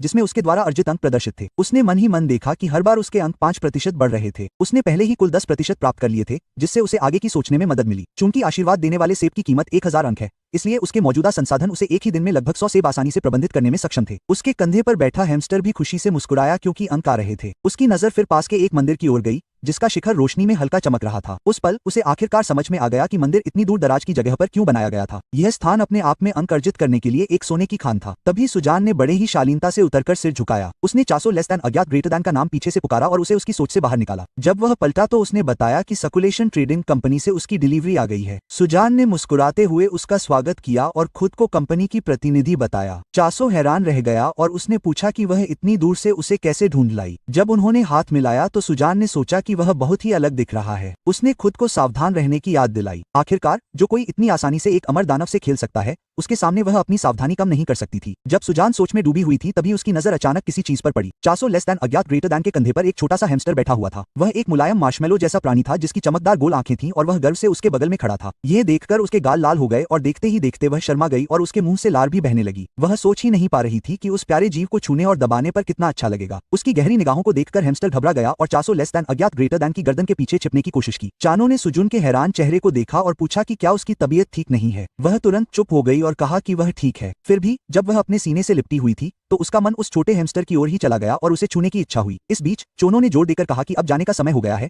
लेकिन सुजान उस छोटे जीव को देखने से खुद को रोक नहीं सका और उसे चुटकी लेने के लिए तरस रहा था। वे सेब के पेड़ की ओर बढ़े, हालांकि सुजान का ध्यान अभी भी हैमस्टर पर था। अचानक उसका ध्यान हवा की ओर गया जिसमें पके सेबों की मीठी खुशबू थी। चोनो संतुष्टि से मुस्कुराया और कहा कि सेब बहुत अच्छे से उगे हैं। सुजान उस विशाल पेड़ के आकार और खुशबू से प्रभावित था, चुपचाप यह सोचकर कि क्या यह वास्तव में एक सेब का पेड़ हो सकता है। उसे देखकर चोनो ने उसे एक सेब चखने के लिए दिया। उसने उत्सुकता से उसे अपने हाथों में पकड़ लिया और आश्चर्यचकित हो गई। न केवल पेड़ बहुत बड़ा था बल्कि सेब भी बहुत बड़े थे। उसे आश्चर्य हुआ कि क्या इतना बड़ा फल अंदर से बेस्वाद होगा, यह सोचकर कि यह देखने में भले ही आकर्षक हो लेकिन स्वाद में साधारण हो। जैसे ही उसने एक काटा, सेब से रस फूट पड़ा और उसके चेहरे पर तुरंत आश्चर्य छा गया। स्वाद उसकी उम्मीद से कहीं ज्यादा था, मीठा लेकिन साथ ही एक सुखद खट्टेपन के साथ पूरी तरह से संतुलित। प्रभावित होकर उसने जल्दी से सेब खा लिए और मन ही मन उसकी कीमत का हिसाब लगाया। हर एक सेब आसानी से 50,000 में बिक सकता था, शायद 100,000 सोने में भी। कुछ ही देर में वे आपस में मोल भाव करने लगे। सुजान ने मौजूदा बिक्री मूल्य के बारे में बताया, ये दोहराते हुए कि प्रत्येक सेब 2,000 सोने में बिक रहा है। जब चासो ने इसकी पुष्टि की तो उसने तुरंत कीमत को बहुत कम बताया। चोनो को पहले तो गलतफहमी हुई, उसे लगा कि उसने कीमत बहुत ज्यादा बढ़ा दी होगी और उसने देखा कि कुछ दुकानों पर सेब सस्ते में मिलते हैं। उसने पूछा कि उसे क्या लगता है कि उन्हें कितने पैसे लेने चाहिए। सुजान ने 2 उंगलियां उठाई। उसके हाव भाव को देखकर चोनो ने कहा कि 200 थोड़ा कम लग रहा है। सुजान ने तुरंत बीच में टोकते हुए कहा कि हर सेब की कीमत कम से कम 20,000 सोने की होनी चाहिए। यह सुनकर चोनो और हैमस्टर दोनों घबरा गए और चिल्लाए, 20,000 सोने की। सुजान ने आगे बताया कि अगर वे बड़े स्टोर में ज्यादा सेब सप्लाई करते हैं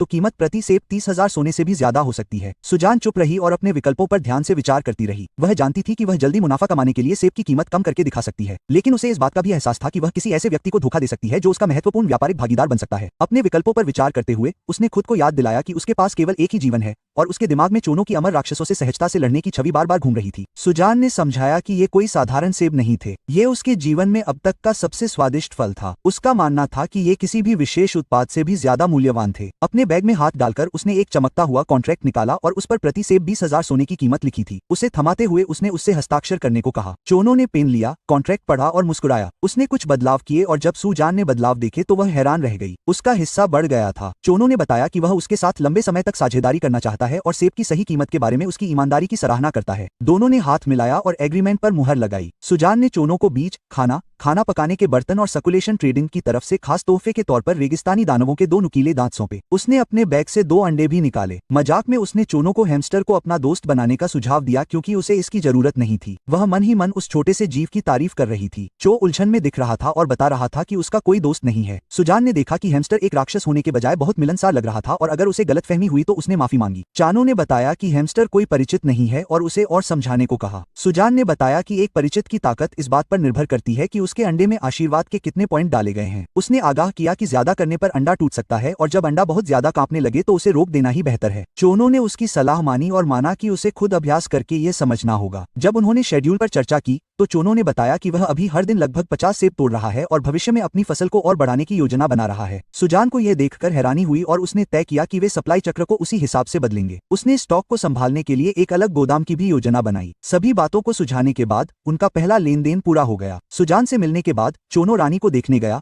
जो अभी भी मूली के रूप में थी जिसे उसने शिकार से पहले छुपाया था। उसने देखा कि उसे इतने समय तक छुपे रहने में बहुत परेशानी हुई होगी। उसने सुजान के बारे में भी सोचा, उसे दयालु और सक्षम माना, लेकिन खुद को याद दिलाया कि सतर्क रहना हमेशा सुरक्षित होता है। उसका ध्यान फिर से कॉन्ट्रैक्ट और अपने द्वारा कमाए गए सोने की मात्रा पर गया। कुछ ही सेब बेचकर वह जितना सोच सकता था उससे कहीं ज्यादा अमीर हो गया था। उसने मन ही मन देवी को इस अप्रत्याशित आशीर्वाद के लिए धन्यवाद दिया। इस बीच रानी ने परिचित अंडों को देखा और उन्हें पकड़ लिया। चोनो को आश्चर्य हुआ, लेकिन वह जानता था कि अंडों को मजबूत करने के लिए उसे और अधिक अंकों की आवश्यकता होगी, जिसका मतलब है कि अधिक नियमित ग्राहक खोजना। उसने सोचा कि अब तक उसने केवल एक ही राक्षस से लड़ाई लड़ी है, वह अमर दानव था। फिर भी चीजें उसकी उम्मीद से कहीं बेहतर हो रही थी। आने के बाद से जो कुछ भी हुआ था उसके बारे में सोचते हुए उसे कोई डर नहीं था। इसके विपरीत वह आगे होने वाली चीजों के लिए वास्तव में उत्साहित था। दृश्य सर्कुलेशन ट्रेडिंग कंपनी के कार्यालय में बदल गया जहां सुजान अपने बॉस के साथ बैठी थी। उसके द्वारा लाए गए सिबों में से एक को टेबल पर टुकड़ों में फैलाया गया था। उन्होंने चोनो पर चर्चा की, यह अनुमान लगाते हुए कि क्या वह एक प्रेरित, अनुयायी या कीमिया में शामिल कोई व्यक्ति हो सकता है। सुजन ने स्पष्ट किया कि वह कोरियाई है और उसका प्रभाव युद्ध या हिंसा से जुड़ा हुआ है, या शायद वह किसी से संबद्ध नहीं है। उसके बॉस ने सिर हिलाया, यह बताते हुए कि सभी प्रेरित कोरियाई थे, इसलिए यह असामान्य नहीं था। उन्होंने टिप्पणी की कि चोनो जैसा कोई व्यक्ति जो एक लड़ाकू गुट में प्राणियों को पाल सकता है, समझ में आता है। सुजन ने कांपते हुए कहा कि केवल एक जंग लगी दरांती से उसने सैकड़ों अमर राक्षसों को काट डाला है, हमेशा उनके सिर पर निशाना साधता है। उसके बॉस ने एक एक करके सेब के टुकड़े खाए। यह सुझाव दिया कि चोनो तलवार चलाने में माहिर होने के लिए विकलांगों के साथ प्रशिक्षण ले रहा होगा और उसे उसकी रक्षा करने के बजाय उसे छिपाने पर ध्यान केंद्रित करने की सलाह दी। सुजान सहमत हो गई, लेकिन जैसे ही उसके बॉस ने सेब के आखिरी टुकड़े के लिए हाथ बढ़ाया, उसने उसका हाथ पकड़ लिया, जिससे डिपार्टमेंटल स्टोर को सेब बेचने के बारे में चर्चा के बीच में ही उसकी बात कट गई। वे आखिरी टुकड़े को लेकर मजाक में लड़ने लगे। फिर दृश्य चासो पर लौट आया, जो अंडों को आशीर्वाद देने के लिए अपने अंकों का उपयोग कर रहा था। उसने सोचा कि उसे किस तरह का परिचित लगेगा। उसने उसे एक बच्चे के रूप में संदर्भित किया। जैसे ही अंडा तेजी से चमकने लगा, उसकी सतह पर दरारें पड़ गईं, जिससे दोनों का ध्यान उसकी ओर गया। चेसो ने अंदाजा लगाया कि अंदर मौजूद प्राणी प्यारा या मेहनती होगा। करीब झुककर उन्होंने देखा कि खोल में एक तेज दरार के साथ प्रकाश की किरण फूटी। यह एक एसएसएस रैंक का परिचित धैर्यवान प्राणी था। टूटे हुए खोल से एक चूजा निकला। यह अपनी प्रजाति के हिसाब से असामान्य रूप से बड़ा था, रोएदार और चमकीली आंखों वाला,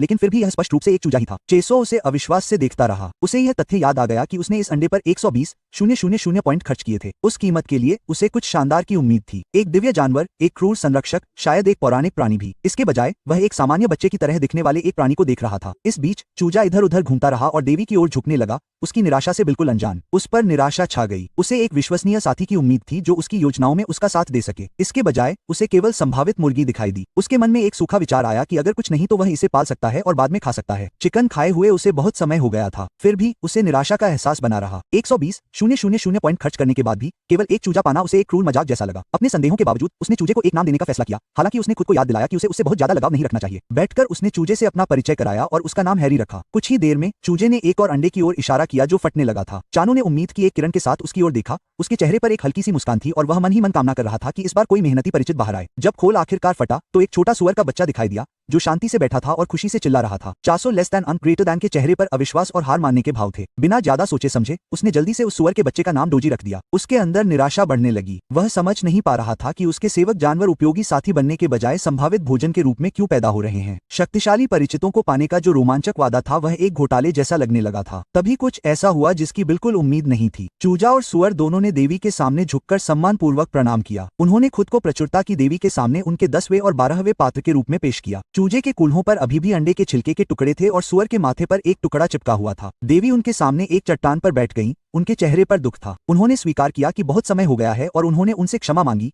इस बात का अफसोस जताया कि वह आखिर तक उनकी रक्षा नहीं कर पाईं। चूजा उन्हें सांत्वना देने के लिए तुरंत आगे आया और जोर देकर कहा कि वे अपने कर्तव्य में विफल रहे हैं, वह नहीं। सुअर के बच्चे की आंखों में आंसू थे और उसने देवी को उसके असली रूप में वापस लाने में मदद करने का संकल्प लिया। देवी ने आभार व्यक्त किया, लेकिन तुरंत एक चेतावनी भी दी। उन्होंने बताया कि उन्हें अपने दूत के आसपास सावधान रहने की जरूरत है। वह अभी तक उनकी पहचान नहीं जानता था कि वे उसके जागीरदार हैं और अगर वह उन्हें बेकार समझता तो वह उन्हें बेच सकता था या खा भी सकता था। यह सुनकर चूजा और सुअर का बच्चा कांप उठे और चासो को एक खतरनाक नजर से देखने की कल्पना करने लगे। वह सोचने लगे कि उनके साथ क्या किया जाए। तब देवी ने उन्हें सलाह दी कि जब तक वह उससे बात करना नहीं सीख जाता तब तक वे उसके सामने अच्छे से पेश आएं। सुअर का बच्चा घबरा गया और सोचने लगा कि क्या देवी की चेतावनी सच हो सकती है। हालांकि चूजा आशावादी बना रहा और उसने आह भरी क्योंकि उसे लगा कि उनके दूत को कुछ समझ नहीं आ रहा है। दोनों ने मिलकर उस पर कड़ी नजर रखने का फैसला किया। अगली सुबह भी खेत में आम दिनों की तरह ही शुरू हुई। चासो ने अपनी दिनचर्या के लिए तैयार होकर कदम बढ़ाया और जाते जाते अमर राक्षसों का अभिवादन किया। एक एक करके उसने उनके सिर काटे, उन्हें सुप्रभात कहा और उन्हें अपने प्रिय ग्राहक कहा। जैसे ही वह अपना काम कर रहा था, हवा में कटने की तेज आवाजें गूंज उठीं और चूजा और सुअर का बच्चा अचानक जाग गए। नींद में डूबी चूजे ने पूछा कि इतनी सुबह इतनी आवाज क्यों हो रही है, जबकि सुअर का बच्चा आधी नींद में ही आवाज की नकल कर रहा था। जैसे ही उनकी आंखें खुली, वे दोनों घबरा गए जब उन्हें एहसास हुआ कि यह भयानक आवाज किसी राक्षस या आपदा की नहीं थी। यह तो चासो द्वारा अमर राक्षसों के सिर काटने की आवाज थी। जब अरी को एहसास हुआ कि चासो ने जिस हुनर का इस्तेमाल किया है उसे सिर काटना कहते हैं, तो उसके रोंगटे खड़े हो गए। दोजी ने गहरी सांस ली, उसकी आंखें पानी से भरी हुई थीं और वह डर से कांप रहा था। चासो ने जैसे ही एक राक्षस का सिर काटा, वह उनके पास आ गिरा। यह देखकर वे दोनों कांपने लगे। अरी को याद आया कि कैसे चोनो ने उन्हें एक दिन पहले देखा था, मानो वह अपने होंठ चाट रहा हो, और उसने दोजी को अपने विचार बताए थे। दोजी को यकीन नहीं हो रहा था कि उसे यकीन है या नहीं, लेकिन अरी को यकीन हो गया था। उसने कल्पना की कि चोनो हंस रहा है, लार टपका रहा है और लंबे समय बाद पहली बार चिकन खाने के बारे में सोच रहा है। यह सोचकर वह और भी घबरा गई। उसे लगा कि वह सचमुच उन्हें खा सकता है। बाद में एक हरे रंग के पैनल द्वारा पुष्टि किए गए अमर राक्षसों के खिलाफ एक सफल शिकार के बाद चोनो अपने दैनिक दिनचर्या में वापस आ गया। अचानक उसने अपने नीचे एरी और डोजी को देखा और पूछा कि वे कब आए। जहाजों ने अपने दूत का अति उत्साह के साथ स्वागत किया, अपनी भाषा में उसकी प्रशंसा और अभिवादन की बौछार की, हालांकि वह उन्हें समझ नहीं पाया। एरी डोजी की पीठ पर खड़ा था, उसके लिए एक तौलिया पकड़े हुए। चानो मुस्कुराया और तौलिया लेने के लिए एक घुटने पर बैठ गया। उसकी मुस्कान देखकर डोजी एक बार फिर डर से जम गया। चानो ने उन्हें गर्मजोशी से धन्यवाद दिया, उनके व्यवहार को विचारशील बताया और फिर खुद को तौलिया से पोंछ लिया। दृश्य चोनो में बदल गया, जो उदारता से भोजन दे रहा था। सुअर ने उसे उत्सुकता से स्वीकार किया, अपनी उत्तेजना को छिपा नहीं सका। एरी चुपचाप देख रही थी, अपने मन में सुअर को डांट रही थी, उसे लालची होने के बजाय दिखावे में रहने की याद दिला रही थी। चोनो स्पष्ट रूप से खुश था। उसने सुअर के बच्चे की स्वस्थ भूख की प्रशंसा की और उसे जितना चाहे उतना खाने और बड़ा होने के लिए प्रोत्साहित किया। दोजी को खाते देख चासो के मन में एक शरारती विचार आया। उसने सोचा कि क्या सुअर को फल खिलाने से सुअर का मांस स्वादिष्ट हो सकता है। अंगूर खिलाए गए सुअर के मांस को स्वादिष्ट बनाने के विचार से वह मुस्कुराया। अरी ने उसकी बात सुन ली और सुअर के बच्चे को डांटा और चेतावनी दी कि यह सेब की खुशबू वाले सुअर के पेट में बदल जाएगा। चासो ने अरी की ओर मुड़कर उसे सेब के टुकड़ों से भरी एक प्लेट दी। सेब की खुशबू से अरी के मुंह में पानी आ गया और उसे तुरंत लगा कि चासो ने सेब पर कम से कम 500 पॉइंट खर्च किए होंगे। इतनी रकम एक सामान्य प्रेरित पूरे दिन में कमा सकता है। वह घबराई हुई थी और उसने तय किया कि वह किसी जाल में नहीं फंसेगी। चासो ने गौर किया कि अरी को सेब पसंद नहीं है और वह दोजी से कहीं ज्यादा नखरेबाज है। जल्दी से सोचकर उसने अनाज का एक कटोरा रख दिया। अरी की आंखें चमक उठी और उसे लगा कि वह दोजी जैसी नहीं है और उसे फ्राइड चिकन में नहीं बदला जाएगा। फिर भी वह अपनी भूख को रोक नहीं पाई और जल्दी से अनाज खाने लगी। खेती का काम एक नियमित दिनचर्या में ढल गया। चासो के निर्देशन में दोजी ने मिट्टी जोती जबकि अरी ने काली फलियां बोई। धरती को जोता गया, पानी दिया गया और फिर देवी की शक्ति से आशीर्वाद दिया गया। यह प्रक्रिया इतनी तेज और कुशल थी कि चानो ने इसे 3 मिनट के एक छोटे से खेती के पाठ में बदल दिया, जिसमें दिखाया गया कि देवी के आशीर्वाद से सब कुछ कितना सरल हो गया है। उसने मन ही मन स्वीकार किया कि देवी की सहायता से काम बहुत आसान हो गया है। जब पहली फसल आई तो चासो ने देखा कि अरी काली चमकदार फलियों को घूर रहा है, स्पष्ट रूप से उनकी ओर आकर्षित हो रहा है। उसे आश्चर्य हुआ कि क्या चूजे स्वाभाविक रूप से चमकदार चीजों की ओर आकर्षित होते हैं, जबकि उसने खुद को याद दिलाया कि वे कौवे नहीं हैं। अरी को फलियां देने से पहले उसे याद आया कि पहली फसल हमेशा देवी के लिए आरक्षित होती है। देवी उत्सुकता से आगे बढ़ी, दोनों हाथों में फलियों से भरा कटोरा पकड़ा और तुरंत उन्हें खा गईं। चानो अभी भी इस बात से परिचित नहीं था कि देवी किस तरह से प्रसाद ग्रहण करती हैं। उसे यह बहुत अजीब लगा। बाद में जब चासो ने सबको खाने के लिए बीन्स दिए तो उसने बताया कि अब वे आलू और शकरकंद लगाएंगे। दोजी ने खुशी खुशी बीन्स चबाए और उनकी स्वादिष्टता की तारीफ की। चासो ने पिछली बार के खाने को याद करते हुए सिर हिलाया और कहा कि दोजी हमेशा भरपेट खाता है, लेकिन एरी हल्का खाना पसंद नहीं करती। चासो के कंधे पर बैठे हैमस्टर ने उसे एरी की तरफ देखने का इशारा किया और आखिरकार उसने भी अपनी भूख मिटाते हुए बीन्स खा लिए। खाना खत्म करने के बाद दोजी और एरी दोनों लेट गए और डकार लेने लगे, लेकिन एरी को यह डर सता रहा था कि अब उसका कुछ नहीं होगा। चासो अपने कंधे पर बैठे हैमस्टर को अंगूठा दिखाते हुए उन्हें इतना अच्छा खाते देखकर वाकई खुश हुआ। उसने भविष्य में उनके लिए और भी तरह की फसलें उगाने का संकल्प लिया। अचानक उसे याद आया कि उस दिन सेबों की बिक्री होने वाली है और वह सोचने लगा कि बिक्री कैसी चल रही है। इस बीच डिपार्टमेंटल स्टोर में तैयारियां लगभग पूरी हो चुकी थी। प्रदर्शनी तैयार थी, केवल सेब रखने बाकी थे। सुजुन के बॉस पीछे खड़े होकर भीड़ को देख रहे थे और सिर हिला रहे थे कि अभी तक किसी ने भी पहला कदम नहीं उठाया है। पैकेजिंग बहुत ही शानदार थी, जिस पर बड़े ही गर्व से एम्परर एप्पल लिखा हुआ था, जिस पर सोने की धूल छिड़की हुई थी और सजावट के लिए सर्दियों के पक्षी के पंख थे। प्रत्येक सेब की कीमत 200,000 ग्राम थी, जिससे संभावित खरीदार डरे हुए थे। फ्री सैंपल की अनुमति नहीं थी, जिससे सुजुन के बॉस को चिंता हो रही थी कि ग्राहकों को कैसे आकर्षित किया जाए। इस बीच भीड़ में मौजूद लोग आपस में कानाफूसी कर रहे थे कि एक सेब की कीमत इतनी अधिक कैसे हो सकती है। अचानक कर्मचारी किसी को खरीदारी के लिए धन्यवाद देने लगे। सुजुन के बॉस आगे झुककर देखने की कोशिश कर रहे थे कि क्या हुआ है, जबकि उनके जूनियर ने स्टॉक की ओर इशारा किया। वे सब खत्म हो चुके थे। एक बॉस ने हैरान होकर पूछा कि यह कैसे संभव है, जबकि कुछ देर पहले ही स्टॉक था। जूनियर ने बताया कि एक ग्राहक ने एक सेब चखा और पूरा स्टॉक खरीद लिया। कर्मचारियों में से एक ने बताया कि प्राप्तकर्ता ने रोहन नाम से हस्ताक्षर किए थे। भीड़ में खुशी और हैरानी की लहर दौड़ गई जब लोगों ने इस बड़ी बिक्री को देखा। लोगों को जल्द ही एहसास हो गया कि रोहन ने सारा स्टॉक खरीद लिया है और वे आपस में कानाफूसी करने लगे। अचानक बॉस ने उसे पहचान लिया। वह रोहन था, एक महान तलवारबाज, विकलांगों के लिए प्रशिक्षण का अग्रदूत और देश भर में प्रशंसित व्यक्ति। रोहन कंधे पर सेबों से भरा बैग लटकाए चल रहा था और खुशी खुशी एक एक सेब चबा रहा था और उसके स्वाद की तारीफ कर रहा था। लोग हैरान होकर इकट्ठा हो गए, कानाफूसी कर रहे थे और अंदाजा लगा रहे थे कि इसका क्या मतलब है। यह खबर पूरे जिले में फैल गई। सुजुन के बॉस को लगा कि रोहन ने उनके सारे सेब खरीद लिए हैं, इससे थोड़ी चर्चा होगी। लेकिन जल्द ही एक ब्रेकिंग न्यूज रिपोर्ट में बताया गया कि तलवारबाजों के प्रशिक्षण के लिए खाने का खुलासा हो गया है। रोहन के दैनिक आहार का मुख्य हिस्सा सेब अब बाजार में आ गया है। ऑनलाइन लोग यह अनुमान लगाने लगे कि क्या सेब खाने से कोई भी तलवारबाज बन सकता है। जब सुजुन के बॉस ने यह लेख देखा तो वह घबरा गए। उन्हें आश्चर्य हुआ कि यह कैसी हेडलाइन है और किसी को यह कैसे लगा कि इसे छापना अच्छा विचार है। व्यापारी पहले ही प्रतिक्रिया देने के लिए दौड़ रहे थे। सुजुन के बॉस रियुवान के ऑफिस में लगातार फोन आ रहे थे। लोग पूछ रहे थे कि क्या सेब वाकई किसी को तलवारबाज बना सकते हैं। निराश होकर उसने चिल्लाकर कहा कि ऐसा नहीं हो सकता और यह धारणा हास्यास्पद है। उसके बाद और भी फोन आए और हर फोन पर ऐसी ही बकवास भरी हुई थी। इस बीच 100 पेटी सेब का एक बड़ा ऑर्डर आया। रियुवान चिल्लाया कि यह इतना आसान नहीं है, लेकिन तब तक बहुत देर हो चुकी थी। सेब का क्रेज आधिकारिक रूप से शुरू हो चुका था। इस बीच दूसरी दुनिया में इस उथल पुथल के अलावा 400 लेस दैन अज्ञात ग्रेटर दैन के आने के बाद एक हफ्ता बीत चुका था। वहां का जीवन शांतिपूर्ण और भरपूर था। हमदल, अरी, दोजी और देवी खेत से कटी हुई काली फलियों का आनंद ले रहे थे,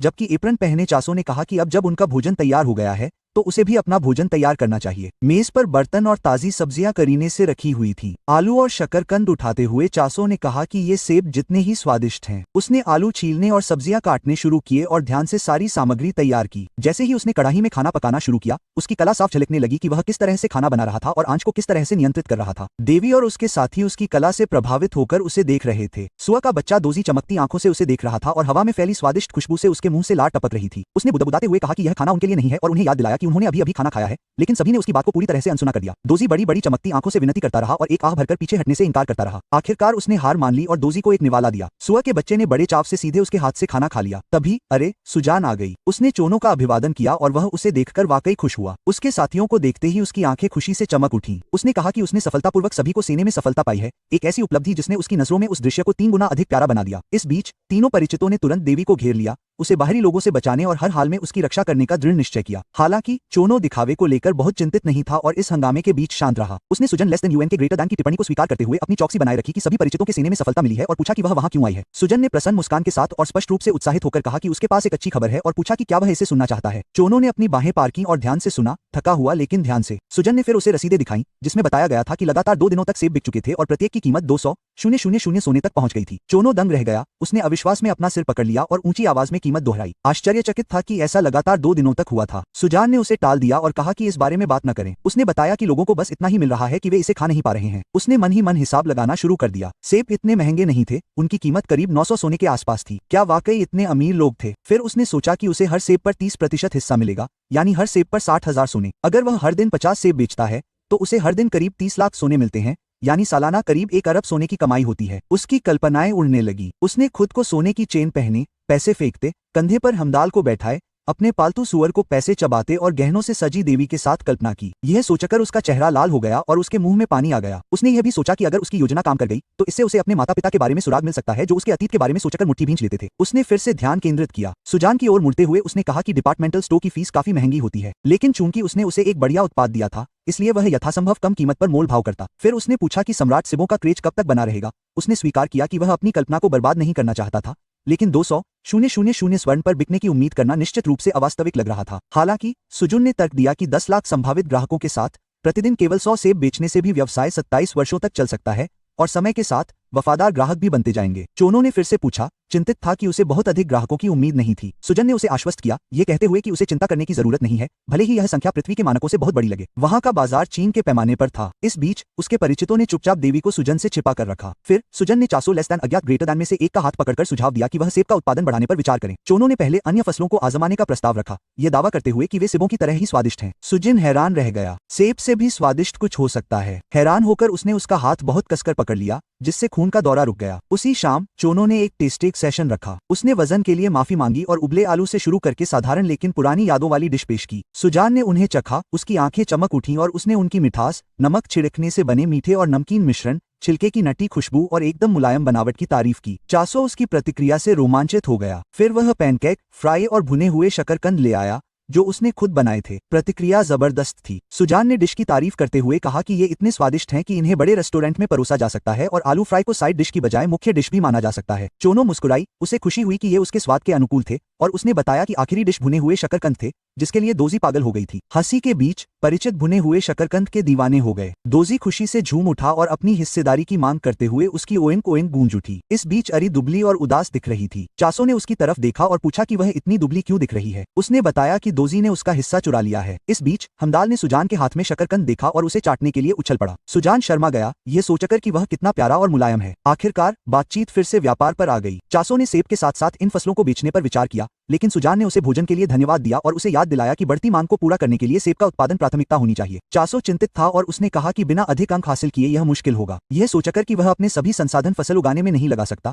सुजान ने उसे आश्वस्त किया, उसके प्रयास की सराहना की और उसे अन्य फसलों के बजाय सेब पर ध्यान केंद्रित करने को कहा। उसने समझाया कि वह जानता है कि सभी प्रेरित कोरियाई थे और दुनिया की संस्कृति उससे काफी प्रभावित थी। वे वाकई इतने स्वादिष्ट भोजन को देखकर हैरान थे और अगर दूसरी फसलों की मांग होती भी तो वे उतनी ऊंची कीमत नहीं दिला पाती या सेब जितनी मुनाफा नहीं कमा पाती। उसने इस बात पर जोर दिया कि सेब की मांग बढ़ती रहेगी, जबकि उसके हाथों में दबा हमदाल वहीं खड़ा था और वह उससे अपनी स्थिति पर विचार करने की विनती कर रही थी। सुजान ने उसे प्रणाम किया और सोचा कि डिपार्टमेंट स्टोर में कमीशन ज्यादा होने और फसल काटने में की गई मेहनत के बावजूद उसने उसे खाना भी खिलाया। उसे चिंता थी कि कहीं वह उस पर ज्यादा दबाव न डाल दे। फिर चानो ने कहा कि वह एक दिन में 100 सेब दे सकता है। आश्चर्यचकित होकर सुजान ने पूछा कि क्या वह वाकई ऐसा कह रहा है। तभी सौदा पक्का हो गया। चोनो प्रतिदिन 100 सेब सप्लाई करेगा। उसने सोचा कि ऊंची कीमतों पर अड़े रहने की कोई जरूरत नहीं है, लेकिन फिर भी कोशिश करने लायक है। हमदाल को हाथ में लिए सुजान ने उसे दिल से धन्यवाद दिया। अगली सुबह चोनो ने अपने खेत को शांत संतोष के साथ देखा। उसके पीछे पीछे एरी और दोजी भी थे। चलते चलते दोजी ने सोचा कि क्या हर समय उसका पीछा करना सही है, खासकर तब जब वे कुछ कर नहीं सकते। अरी ने उसे डांटा और कहा कि बकवास करना बंद कर और अगर वे चानों पर नजर नहीं रखेंगे तो कौन रखेगा। उसने जोर देकर कहा कि वे इस कमजोर हैमस्टर को अकेले नहीं छोड़ सकते। उसके साथी शोर मचाते हुए उसके पीछे पीछे चल रहे थे और आपस में झगड़ रहे थे। चासो को आश्चर्य हुआ कि वे हर जगह उसका पीछा क्यों कर रहे हैं और क्या वे वास्तव में लड़ाकू हो सकते हैं। उन्हें देखकर उसे लगा कि साथी तो बस मुफ्तखोर नहीं हो सकते जो सिर्फ खाते हैं। फिर बिना किसी चेतावनी के एक भयानक दहाड़ ने शांतिपूर्ण सुबह को तबाह कर दिया। एक अमर दानव अरी और दोजी पर झपटा। चोनो ने झल्लाहट में अपना सिर थपथपाया और बुदबुदाया कि उसे खुद से नफरत है कि उसने उसने कुछ भी उम्मीद नहीं की और यह अच्छी बात है कि अमर दानव बहुत धीमा था। जैसे ही दानव दोजी के पास पहुंचा, सुआ का बच्चा घबरा गया और रोने लगा। चासो ने चिल्लाते हुए पूछा कि वह क्या कर रहा है और उसे हटने को कहा। यह जानते हुए भी कि वह दोजी को सीधे बचाने के लिए बहुत दूर था,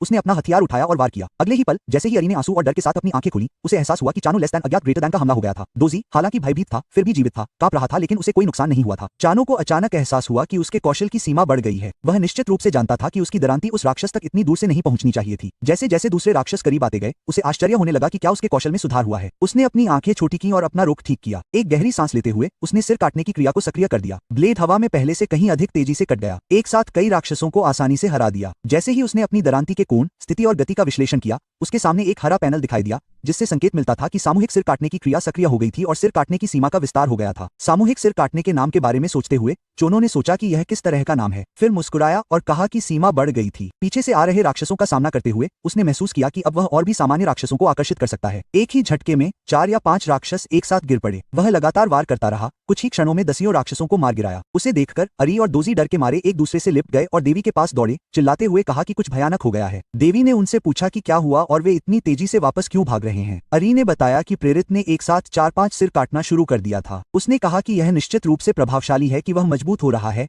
शायद उसके संचार कौशल को प्राथमिकता देना बेहतर होता। इस खबर ने देवी को चौंका दिया और बेचैन कर दिया। उसने अरी को शांत होने के लिए कहा, उसे याद दिलाया कि उसने उसे ऐसा कौशल कभी नहीं दिया था। अभी भी डरी हुई अरी ने स्वीकार किया कि वह ठीक से खा भी नहीं पा रही है। इसके विपरीत दोजी ने शांति से समझाया कि इस कौशल को सामूहिक विच्छेदन कहा जाता है और पूछा कि क्या यह देवी द्वारा दिया गया है। नाम सुनकर देवी भी डर से कांप उठी। देवी घबराई हुई थी और उसने दोजी और एरी को बताया कि उसने ऐसा हुनर पहले कभी नहीं देखा या सुना था। देवी को आश्चर्य हुआ कि क्या चेनसॉ वाकई कोई इंसान है या नरक से आया मौत का देवता या कुछ और, लेकिन तभी उसके दिमाग में झटका लगा और उसे अंदाजा हो गया कि क्या हुआ होगा। यह सुनकर दोजी ने सीधे सीधे दावा किया कि देवी ने ही चासो को यह हुनर दिया है। यह सुनकर एरी ने सुअर को लात मारकर दूर कर दिया और उसे बेवकूफ कहा और उसे चुपचाप खड़े होकर बस सुनने को कहा। उसके बाद हम देखते हैं कि सुअर गिर गया और एरी ने देवी को जारी रखने के लिए कहा। यह बताया गया कि प्रेरित हुनर बढ़ रहा था क्योंकि सिर काटना एक ऐसा हुनर था जो फसल काटने के हुनर को बदलकर बनाया गया था। यह पहले से ही पता था कि फसल काटने का हुनर उपयोगकर्ता के साथ बढ़ता है और क्षेत्र की कटाई संभव हो जाती है, जिसके परिणामस्वरूप कई फसलें काटी जा सकती हैं, जिसका मतलब है कि शायद सिर काटने का हुनर भी बड़े पैमाने पर सिर काटने के हुनर में विकसित हो गया था। यह सुनकर एरी और दोजी दोनों घबरा गए क्योंकि यह केवल प्रथम वर्ष के प्रेरितों के लिए ही संभव था और फिर भी वे ऐसा नहीं कर सकते थे। लेकिन चासो ने कुछ ही दिनों में ये कर दिखाया और इसलिए देवी जानती थी कि चासो एक डरावना बच्चा है, लेकिन फिर भी वह आभारी भी थी। यह सुनकर सभी देवी की कृपा से मोहित हो गए। उन्होंने मुस्कुराते हुए बताया कि भले ही चासो अपने राक्षस जैसे विकास के कारण डरावना लगता था, लेकिन उसकी बदौलत ही वे इस तरह बात कर पाए और सभी का पुनर्जन्म हुआ और वे फिर से तरोताजा हो गए। देवी ने एरी से वादा किया कि जैसे ही प्रेरित वापस आएगा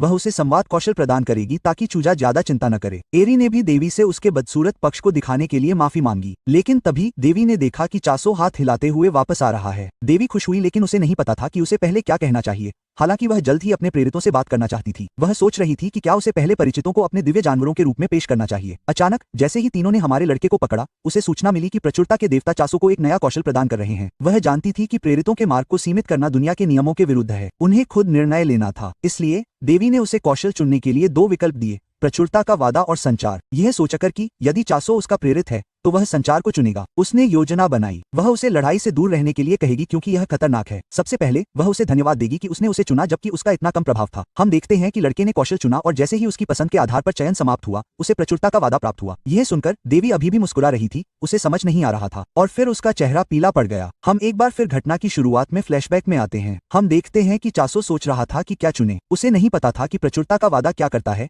लेकिन संचार कौशल उसे जानवरों और पौधों से बात करने देगा। लेकिन फिर उसने सोचा कि अगर उसने ऐसा किया तो अरी को धोखा दिया जाएगा और वह उससे पूछेगा कि वह चूजों का भरोसा कैसे तोड़ सकता है। दोजी के लिए भी यही था। सुअर और वह विशाल पेड़ चासो को परेशान कर रहे थे। पेड़ पर दिन में 100 से ज्यादा बार सेब लग रहे थे और अब उसके कंधे सचमुच गिर रहे थे। लड़का डर गया, ये सोचकर कि यह सब कल्पना करने से नहीं होगा और चूंकि एक कहावत भी है कि अज्ञान ही सुख है, इसलिए उसने संवाद न करने का फैसला किया। जबकि देवी चमकती आंखों से अपने दूत को देख रही थी, उसने प्रचुरता का वादा चुना और अब तीनों प्राणी रो रहे थे, ये जानते हुए कि वे अब कभी संवाद नहीं कर पाएंगे। जबकि चासो सोच रहा था कि अचानक सब उदास क्यों हो गए। उसने अभी के लिए कौशल पर ध्यान केंद्रित करने का फैसला किया। अब उसे प्रचुरता के वादे के साथ साथ सिर काटना था। चूंकि कोई स्पष्टीकरण नहीं था, चानो जानता था कि यह प्रणाली दोषपूर्ण थी और उसने सोचा कि प्रचुरता की देवी से वादा क्या हो सकता है। उसने तुरंत एक विशाल सेब लिया और वादा किया कि वह सेब देवी को अर्पित करेगा। फिर जैसे ही चैनसो ने देवी को सेब दिया, वो तुरंत पीछे हट गई और मुंह बनाकर मुंह बना लिया। लेकिन जैसे ही लड़का नाराज हुआ, हम देखते हैं कि उसे सेब के लिए कुछ और बीज मिल गए, क्योंकि सिस्टम ने उसे बताया था कि स्किल के हिसाब से इस्तेमाल किए गए पॉइंट्स को जोड़कर वापस कर दिया जाएगा। चैनिसो को पता चल गया कि उसे बस अपना वादा निभाना है, और अगर देवी ने नहीं भी खाया तो भी उसे पॉइंट्स वापस मिलेंगे, क्योंकि उसका वादा पूरा हो गया था। ऐसा लगा जैसे उसे कोई मिशन दिया गया हो। उसने वादा भी किया कि वो हमदाल के गाल पर चुटकी काटेगा, और हुआ भी ऐसा ही। पॉइंट्स एक बार फिर अंदर चले गए। जब हैमस्टर लड़के के चेहरे पर मुक्का मार रहा था तो चोनो ने सोचा कि क्या उसे एक बार और कोशिश करनी चाहिए। चानो ने वादा किया कि वो दोजी का पेट बना देगा, और ये सुनकर एरी हैरान रह गया। उसे लगा कि उसके दोस्त का क्या होगा, लेकिन फिर चानो ने अपनी बात पूरी की और वो सेब पूरे खाने वाले सुअर को देने लगा और मुस्कुराया। लेकिन जब पॉइंट वापस नहीं आ रहे थे तो चासो को आश्चर्य हुआ कि क्या यह एक बग है और सिस्टम उन्हें रिकॉर्ड नहीं कर रहा है। फिर उसे एहसास हुआ कि छोटे सुअर का पेट अभी भी नहीं भरा था, जबकि लड़के ने उसे खाने के लिए 10 से ज्यादा सेब दिए थे। खिलाने में वापस करने से ज्यादा खर्चा आ रहा था, और हमारे लड़के ने सोचा कि उसे रुक जाना चाहिए, भले ही प्रिंसिपल थोड़ा नशे में हो। लेकिन अचानक कोई चासो की तरफ दौड़ता हुआ आया और हमने देखा कि वह और कोई नहीं बल्कि सुजुजान थी, जो इतनी दौड़ के बाद हाँफ रही थी। चासो को आश्चर्य हुआ कि वह महिला एक ही दिन में वापस कैसे आ गई और क्या कुछ गड़बड़ है। सुजुजान ने चासो से कहा कि सवालों के लिए समय नहीं है और उसे जल्दी से ब्लॉक पर कब्जा करके उसकी रक्षा करनी होगी। चासो थोड़ा संशय में था कि क्या कोई हमला करने वाला है, और सुजुजान ने सहमति जताते हुए कहा कि हो सकता है, क्योंकि सम्राट सेब की लोकप्रियता इतनी बढ़ गई है कि उन्होंने प्रति व्यक्ति एक ही खरीदने की सीमा तय कर दी है। लेकिन फिर भी 5000 लोगों ने पहले ही बुकिंग करा ली थी। चासो लेस दैन अज्ञात ग्रेटर दैन की आंखें फटी की फटी रह गईं जब उसने यह नंबर सुना, और हम डॉल को भी यकीन नहीं हुआ। सुजान ने बताया कि लोगों को इसकी परवाह नहीं थी कि उन्हें यह नंबर कब मिला। वे चाहते थे कि डिपार्टमेंटल स्टोर आते ही उन्हें भेज दे। इस वजह से हो सकता है कि हमलावर सेब और ब्लॉक को निशाना बनाकर चासो लेस दैन अज्ञात ग्रेटर दैन के घर की ओर धावा बोल दें। चूंकि यह इलाका बाहरी इलाका था, इसलिए वहां अपराध को रोकना संभव नहीं था। अगर उचित सुरक्षा होती तो शायद स्थिति अलग होती, लेकिन चीजें इतनी आसान नहीं थी। यह सुनकर चासो ने मुड़कर देखा कि उसके पास केवल प्रचुरता की देवी ही सहारा है, और अगर वह हार गया तो वह न केवल देवी को बल्कि पूरी समृद्धि को भी खो देगा। सुजान ने सुझाव दिया कि चासो को कम से कम ब्लॉकों पर कब्जा करके गेट लगाना चाहिए। लड़के को यह बात समझ में आ गई। उसने समझाया कि उन्हें आसपास के ब्लॉकों पर कब्जा करके छलावरण के लिए ठिकाने बनाने चाहिए। इस तरह सुजान की दूरी भी कम हो जाएगी और वह उनकी भी रक्षा कर सकेगी। लड़की को भी एहसास हुआ कि यह एक अच्छा विचार है, क्योंकि अगर वे ब्लॉकों पर विजय प्राप्त करते हैं और गेट बनाते हैं तो आवागमन टिकट प्रतिबंध भी गायब हो जाएंगे। लेकिन चानो को अभी भी आश्चर्य था कि इतने सारे आरक्षण क्यों जमा हो रहे थे। यह बिल्कुल भी सामान्य स्थिति नहीं थी। सुजान को आश्चर्य हुआ कि चासो को यह नहीं पता था, और उसने समझाया कि सम्राट सेब के प्रभाव के कारण पूरे ब्लॉक में अराजकता थी। चानो को आश्चर्य था कि प्रभाव क्या है, और महिला ने समझाया कि ऐसी अफवाहें थी कि सम्राट सेब खाने से कौशल दक्षता तेजी से बढ़ती है, बीमारियां ठीक होती हैं, बीमारी से बचाव होता है, त्वचा साफ होती है, थकान दूर होती है, दांत सफेद होते हैं, वजन कम करने में मदद मिलती है और याददाश्त में सुधार होता है। यह अफवाह थी। चोनो अंदर और बाहर चिल्ला रहा था, सोच रहा था कि क्या सुजान मजाक कर रहा है, क्योंकि अगर यह सच है तो उन्हें सेब को रामबाण नाम का एक पौराणिक फल कहना चाहिए। सुजान भी निराश हो गई, ये जानते हुए कि यह झूठ साबित हुआ। हालांकि उसे कुछ उम्मीद थी, फिर भी यह निराशाजनक था। लेकिन दूसरी ओर लड़के को आश्चर्य हुआ कि यह कैसे संभव हो सकता है। उसने पहले ब्लॉकों पर विजय प्राप्त करने और बाद में सोचने का फैसला किया। लेकिन सुजान हताश आंखों से चासो से पूछता रहा कि क्या यह सच है। जब लड़का घबरा गया तब भी उसने इनकार कर दिया और कहा कि ये सिर्फ सेब हैं और कुछ नहीं। जैसे जैसे दृश्य बदलता है, हम वास्तविक दुनिया में शहर के अस्पताल में आते हैं, जहां हम देखते हैं कि रोहन अंदर जाता है और कोई उसका पीछा कर रहा है, जो उसे देखकर सोचता है कि आज उसे जरूर कोई खजाना मिल गया है। कमरे के अंदर एक बहुत ही सुंदर आदमी एक गोली के साथ लेटा हुआ था। उसका नाम होंग था, जो एक महान कीमियागर था। वह सोच रहा था कि रोहन को कितनी देर तक रहना है। रोहन ने तुरंत अस्पताल का उपहार साइड टेबल पर रख दिया और कुछ नहीं बोला। लेकिन होंग हैरान था, क्योंकि उस दिन उसे छुट्टी देनी थी। खैर, उपहार खोलते हुए होंग ने सोचा कि क्या यह वही सेब है जो काल्पनिक था। रोहन को विश्वास नहीं हो रहा था कि कीमियागर को इसके बारे में पता था। लेकिन होंग ने समझाया कि यह वही सेब है जो रोहन कुछ रहस्यमयी चीज खोजने के बाद लाया था। यह सुनकर रोहन को एहसास हुआ कि अफवाह हर जगह फैल चुकी है। उसने सीधे तौर पर सब कुछ नकार दिया और होंग से कहा कि यह सब बकवास है। कीमियागर जानता था कि उसका दोस्त ऐसा ही कहेगा, लेकिन जैसे ही उस आदमी ने सेब का एक निवाला लिया, उसे तुरंत ही उस फल की दिव्य सुगंध का एहसास हुआ, जिसने रोहन को बता दिया कि यह अद्भुत है। ऐसा लगा जैसे सेब के अंदर हर स्वाद और पोषण भरपूर मात्रा में भरा हुआ है। होंग ने सोचा कि क्या दूसरे सेब भी इतने ही स्वादिष्ट होंगे और उनके स्वाद में क्या अंतर होगा। लेकिन हम देखते हैं कि रोहन सेब खा रहा था और मुंह भरकर सोच रहा था कि क्या वह कोई खाना पकाने का देवता है जो उससे ऐसे सवाल पूछे जा रहे हैं। होंग ने महसूस किया कि रोहन की इंद्रियों के बावजूद भी यह पता लगाना मुश्किल है कि लोग इसे कैसे उगा सकते हैं। विशेष उर्वरक का उपयोग करने पर भी सभी सेबों का स्वाद और सुगंध दोनों बढ़ाना संभव नहीं था। जब लड़के ने देखा कि रोहन एक एक करके सभी सेब खा रहा है, तो वह अपने दोस्त पर चिल्लाया और पूछा कि अगर वह खुद खाना चाहता है तो वह उपहार में मिले सेब क्यों खा रहा है और उन्हें क्यों लाया है। लेकिन रोहन ने शांति से उत्तर दिया कि अगर होंग को सेब इतने ही चाहिए थे तो उसे जल्दी से खा लेना चाहिए। हांग अब बहुत नाराज था। उसने रोहन से कहा कि उसके पास समय या पैसे की कमी नहीं है और वह इसे अपने पैसे से खरीद लेगा। लेकिन जब उसने प्रतिनिधि को फोन किया तो उसे बताया गया कि फिलहाल बुकिंग बंद है। हांग दुगुनी या तिगुनी कीमत देने को तैयार था, फिर भी प्रतिनिधि को समझाने की कोशिश करने पर उसे मना कर दिया गया और कॉल कट गई। इस बीच रोहन ने बस एक आत्मसंतुष्ट चेहरा बनाया, ये जानते हुए कि क्या हुआ था। उसने हांग से कहा कि उसके पास भी पैसे और समय दोनों हैं, और सबसे महत्वपूर्ण बात, वह जगह जानता है। हांग ने देखा कि रोहन ने सेब पूरी तरह से खा लिए थे और उसकी ओर एक तकिया फेंका। ये सोचकर कि क्या वह ऐसा करने के लिए सच्चा दोस्त भी है, जबकि रोहन ने उसे बस इतना कहा कि यह उसकी गलती थी कि उसने जल्दी से खाना नहीं खाया। इस बीच फोटोग्राफर ने एक तस्वीर खींची और उसे प्रसारित किया। अगले दिन यह अफवाह फैल गई कि सम्राट के सेब को खाने के तुरंत बाद ग्रैंड एल्केमिस्ट होंग को छुट्टी दे दी गई। यह हेडलाइन बन गई, सम्राट के सेब ने एल्केमिस्ट के साइड इफेक्ट को भी ठीक कर दिया। वाकई रामबाण। इस बीच हम देखते हैं कि डिपार्टमेंटल स्टोर का मालिक अखबार पढ़ रहा था, यह जानते हुए कि वह पहले से ही झूठी अफवाहों के कारण बहुत व्यस्त था। अब एक और उनके सामने आ गई थी। वह सोच रहा था कि क्या कोई उन पर मजाक कर रहा है, क्योंकि ये अफवाहें आग में घी का काम कर रही थी, जिससे सम्राट सेब रामबाण बन गया, जबकि ऐसा नहीं था। जैसे जैसे दृश्य बदलता है, हम प्रचुरता क्षेत्र के अंदर आते हैं, जहां चोनों ने देवी से कहा कि चूंकि उसे आसपास के ब्लॉकों पर दावा करने जाना है, इसलिए वह आज रात जा रहा है। यह सुनकर देवी ने तुरंत अपने हाथ में पकड़े हुए आलू को फेंक दिया। जैसे ही लड़का दोजी और अरी को देवी की रक्षा करने के लिए कह रहा था, वह पीला पड़ गई, ये सोचकर कि चासो सिर्फ एक नए कौशल के कारण जा रहा है, जो कि युद्ध कौशल भी नहीं है। देवी जानती थी कि उसे कुछ करना होगा, इसलिए उसने अपने लड़के के जूते पटकने शुरू कर दिए, ये कहते हुए कि वह न जाए क्योंकि यह खतरनाक है। लेकिन दूसरी ओर चासो हैरान था कि देवी ऐसा क्यों कर रही है। अचानक उसके दिमाग में कुछ आया और उसे लगा कि क्या आखिरकार कुछ करने का समय आ गया है। हैमस्टर उबले हुए आलू को देख रहा था, जबकि चासो को एहसास हुआ कि आलू और सेब तो बस कार्बोहाइड्रेट थे और बीज असल में पौधे से मिलने वाले प्रोटीन थे। अब असली प्रोटीन खाने का समय था, क्योंकि उसके पास जो था वो काफी नहीं था। चासो ने एरी और दोजी को देखा और सोचा कि इन प्यारे जानवरों के सामने मांस खाने की उसकी हिम्मत कभी नहीं हुई, लेकिन उसके पास कुछ बीफ था जो प्रोटीन के लिए काफी अच्छा था। चासो मुस्कुराया और स्टोरेज रूम की तरफ मुड़ गया और एरी और दोजी से कहा कि उन्हें समझना होगा, क्योंकि देवी चाहती हैं। वो स्टोरेज रैक के पास गया और खोजने लगा। आखिरकार उसका पूरा चेहरा चमक उठा जब उसे वो प्रीमियम बीफ मिल गया जो उसने पहले ऑर्डर किया था। चूंकि चोनों ने पहले कभी असली मांस नहीं देखा था, इसलिए लड़के के लिए सब कुछ रोमांचक था। उसे आश्चर्य हुआ कि क्या असली मांस ऐसा ही दिखता है, क्योंकि धरती पर केवल लैब में उगाया हुआ मांस मिलता है, और वो भी उसने केवल तस्वीरों में देखा था। तस्वीरों की तरह चखने से पहले ही उसके मुंह में पानी आ गया। उसने तुरंत ग्रिल चालू किया और मांस को भूनना शुरू कर दिया। चासो के खाना बनाते समय उसके चेहरे पर एक प्यारी सी मुस्कान थी और हैमस्टर उसकी खुशबू से लार टपकाता था। चासो जानता था कि प्राकृतिक मांस की खुशबू प्रयोगशाला में उगाए गए मांस से कहीं बेहतर होती है। यहाँ तक कि दोजी भी चासो की तरफ दौड़ता हुआ आया और सोचने लगा कि आखिर ऐसा क्या पक रहा है जिसकी खुशबू इतनी स्वादिष्ट है। लेकिन चासो ने तुरंत सुअर को नकार दिया और कहा कि यह देवी के लिए है। यह देखकर अरी देवी की तरफ मुड़ा और दोजी का अपमान करते हुए कहा कि अपने हिस्से का खाना खाने के बाद भी वह फिर से खाना बना रहा है। लेकिन जब अरी ने देवी को देखा तो वह डर गई, क्योंकि देवी के चेहरे पर अब एक खौफनाक भाव था। चूजे को लगा कि शायद खाना काफी नहीं है और वह चासो की तरफ दौड़ा और उसे बताने लगा कि देवी को अभी भी भूख लगी है और उसे जांच करनी चाहिए। चासो ने चूजे से कहा कि खाना लगभग तैयार है और बस कुछ सेकंड और लगेंगे। उसने तुरंत ताजा पका हुआ मांस उठाया और देवी को दे दिया और कहा कि वह ध्यान से खाए, क्योंकि यह बहुत गर्म है। लेकिन देवी इस बात से नाराज थी कि चासो उसकी बात नहीं सुन रहा था। उसने मांस पटक कर उसे खतरनाक जगह पर जाने से मना किया। उधर चासो सोच रहा था कि मांस खराब है या किसी और वजह से वह गुस्से में है,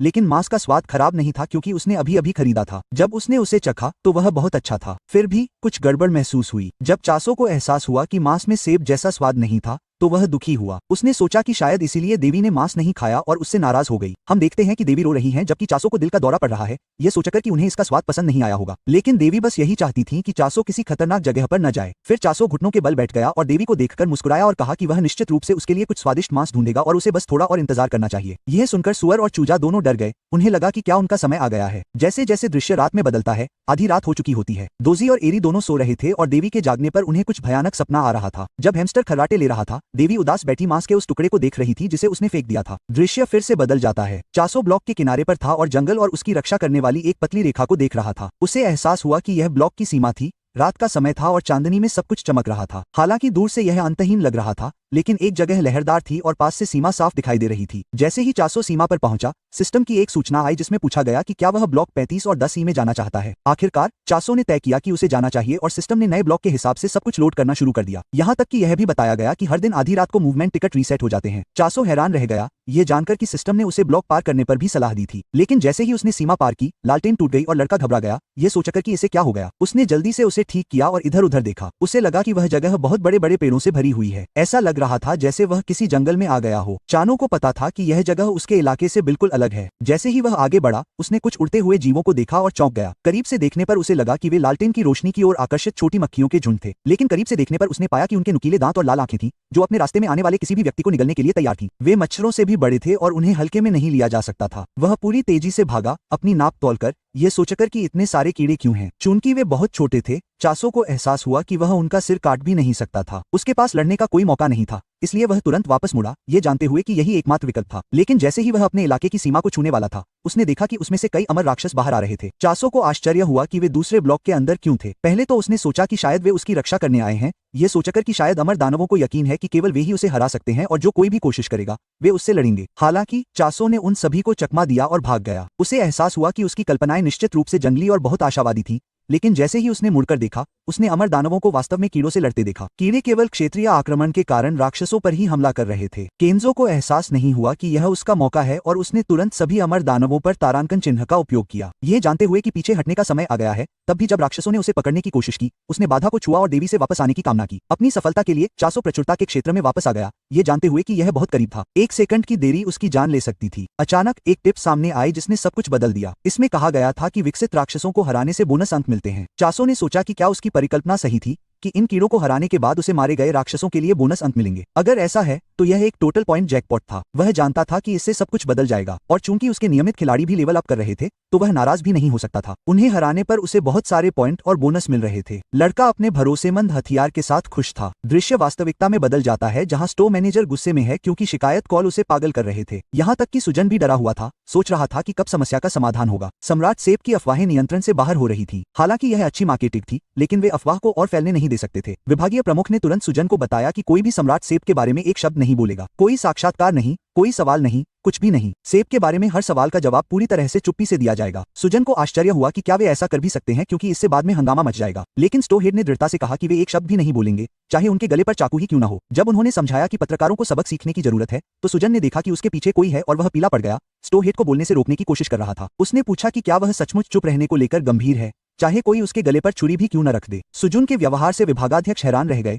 उन्हें लगा कि वह बचकानापन कर रही है और यह कैसा बेवकूफी भरा सवाल पूछ रही है। लेकिन फिर उन्हें एहसास हुआ कि कोई सचमुच उनके पीछे था और उन्हें बताना चाहता था कि वह गलत है। फिर पीछे खड़ा आदमी बोला और स्टो के मुखिया को चौंकाने के लिए माफी मांगते हुए कहा कि वह बस एक अभिवादन था। वह लोहान खुद डिपार्टमेंट स्टो में आया था। उसे देखकर दोनों घबरा गए क्योंकि लोहान तलवार चलाने में माहिर था। स्टो के मुखिया को आश्चर्य हुआ कि क्या ये धमकी नहीं बल्कि अभिवादन था और वह बिना किसी को बताए ऑफिस के अंदर कैसे आ गया। उस आदमी ने तुरंत लोहान से पूछा कि उनका उनसे क्या काम है और मेज पर हाथ पटकते हुए कहा कि जब उसने उनके अध्यक्ष से बात की थी तब भी अध्यक्ष चुप रहे थे, इसलिए अब उसे उम्मीद थी कि स्टो के मुखिया का व्यवहार पहले जैसा नहीं होगा। उसने जानना चाहा कि सम्राट लेस दैन अज्ञात ग्रेटर दैन का सेब उत्पादक वास्तव में कौन है और वह कहाँ रहता है। रयू तुरंत हुजिन के पीछे भागती है और उसे डरावने रोहन को सब कुछ समझाने के लिए कहती है। हुजिन हैरान हो जाता है कि रयू उसके पीछे छिपा है जबकि वह सीनियर है और उसे सब कुछ समझाना चाहिए। रयू होगुजिन से कहता है कि उसने कभी नहीं सोचा था कि रोहन सभ्य बातचीत के लिए असली तलवार लेकर आएगा। जेसुजिन आखिरकार निराश हो जाती है और उसे आखिरकार यह कहावत समझ आती है कि बॉस बकवास होते हैं। हालांकि वह डरी हुई है, हुजिन अपनी बात पर अड़ी रहती है और रोहन से कहती है कि कंपनी अपने क्लाइंट की जानकारी के साथ मजाक नहीं करती है। जैसे ही रोहन यह सुनता है, वह अपनी तलवार निकालता है और दोनों डर के मारे बेहोश हो जाते हैं। हैरानी की बात है कि रोहन तलवार से उन्हें चीरने की बजाय उसे फर्श पर गिरा देता है। रोहन फिर दोनों से कहता है कि उसे उसकी जरूरत नहीं है क्योंकि वह किसान को सहज ज्ञान से खोजने जा रहा है। यह कहकर वह जाने के लिए मुड़ता है, जिससे रियू और हुजिन चौंक जाते हैं। हुजिन को समझ नहीं आता कि क्या हो रहा है और वह रयू से पूछता है कि सहज ज्ञान से उस आदमी का क्या मतलब है। रयू बताता है कि तलवार चलाने वालों की सहज वृत्ति आम लोगों से कहीं बेहतर होती है। वह हेसुगुजिन को बताता है कि उसने एक बार सुना था कि रोहन ने अपनी सहज वृत्ति से ही कई समस्याओं का समाधान किया है। यह सुनकर होगुजिन हैरान रह जाती है और वह सोचने लगती है कि क्या रोहन ने अभी जो कहा वह संभव है। 2 दिन बाद चानू रोहन के आने का इंतजार कर रही थी क्योंकि हुजिन ने उसे पहले ही इसकी सूचना दे दी थी। वह हैरान रह जाता है कि रोहन 2 दिन बाद भी उसके घर क्यों नहीं आया। अचानक उसे सूचना मिलती है कि कोई ब्लॉक में घुस आया है। उसे यकीन हो जाता है कि वह रोहन ही होगा। वह दरवाजे के पास खड़ा होकर उसके किसी भी पल अंदर आने का इंतजार करता है, लेकिन उसे हैरानी होती है कि कोई अंदर नहीं आता। उसे लगता है कि सिस्टम में कोई गड़बड़ है क्योंकि सभी आगंतुकों को गेट से ही अंदर आना होता है। वह सिस्टम को फिर से चेक करता है और पाता है कि यह कोई गड़बड़ नहीं है। वह आसपास की जांच करने का फैसला करता है और अचानक उसे एक बड़ा झटका लगता है। रोहन को तलवार के अलावा कोई चारा नहीं था, इसलिए चानू उसे बैरियर तोड़ते हुए देखता है। रोहन को देखते ही चानू कांप उठता है और रोहन उसके पास जाता है और पूछता है कि क्या वो सेब उगाने वाला है। चोनू अपनी घबराहट को छिपाने के लिए रोहन का स्वागत करता है। रोहन सीधे मुद्दे पर आता है और चोनू से कहता है कि वो सेब खरीदने आया है। चांसू अचानक से सेब खरीदने की बात सुनकर चौंक जाता है और उससे पूछता है कि वो कितने सेब खरीदना चाहता है। रोहन कहता है कि उसे 100 सेब चाहिए, लेकिन अगर उसे 200 सेब मिल जाए तो उसे कोई ऐतराज नहीं है। ये सुनकर चांसू चौंक जाता है और चिल्लाकर रोहन से कहता है कि उसने जो मांगा है वो व्यवहारिक रूप से असंभव है। चोनसू कहता है कि वो अधिकतम 50 सेब बेच सकता है। रोहन बिना बहस किए कहता है कि उसे 50 सेब लेने में कोई दिक्कत नहीं है। चांसू फिर उससे पूछता है कि वो सेब के लिए क्या कीमत चुकाने को तैयार है, तो रोहन कहता है कि हर सेब के लिए 200,000 सोना। यह सुनकर चैनसू चौंक जाता है और रोहन को बताता है कि वे दुकानों की तरह पैकेजिंग नहीं करते हैं, लेकिन रोहन को इससे कोई फर्क नहीं पड़ता। चैनसू उससे यह भी पूछता है कि क्या उसे पता है कि उसने अभी अभी डिपार्टमेंटल स्टोर की कीमत बताई है, और रोहन उसे यकीन दिलाता है कि उसे पता है। रोहन की कीमत इतनी ज्यादा है कि चैनसू उसे और भी सेब बेचने की सोचने लगता है। चैनसू फिर रोहन को सेब के पेड़ के पास ले जाता है और रोहन के मुंह में सेब के लजीज टुकड़े आ जाते हैं।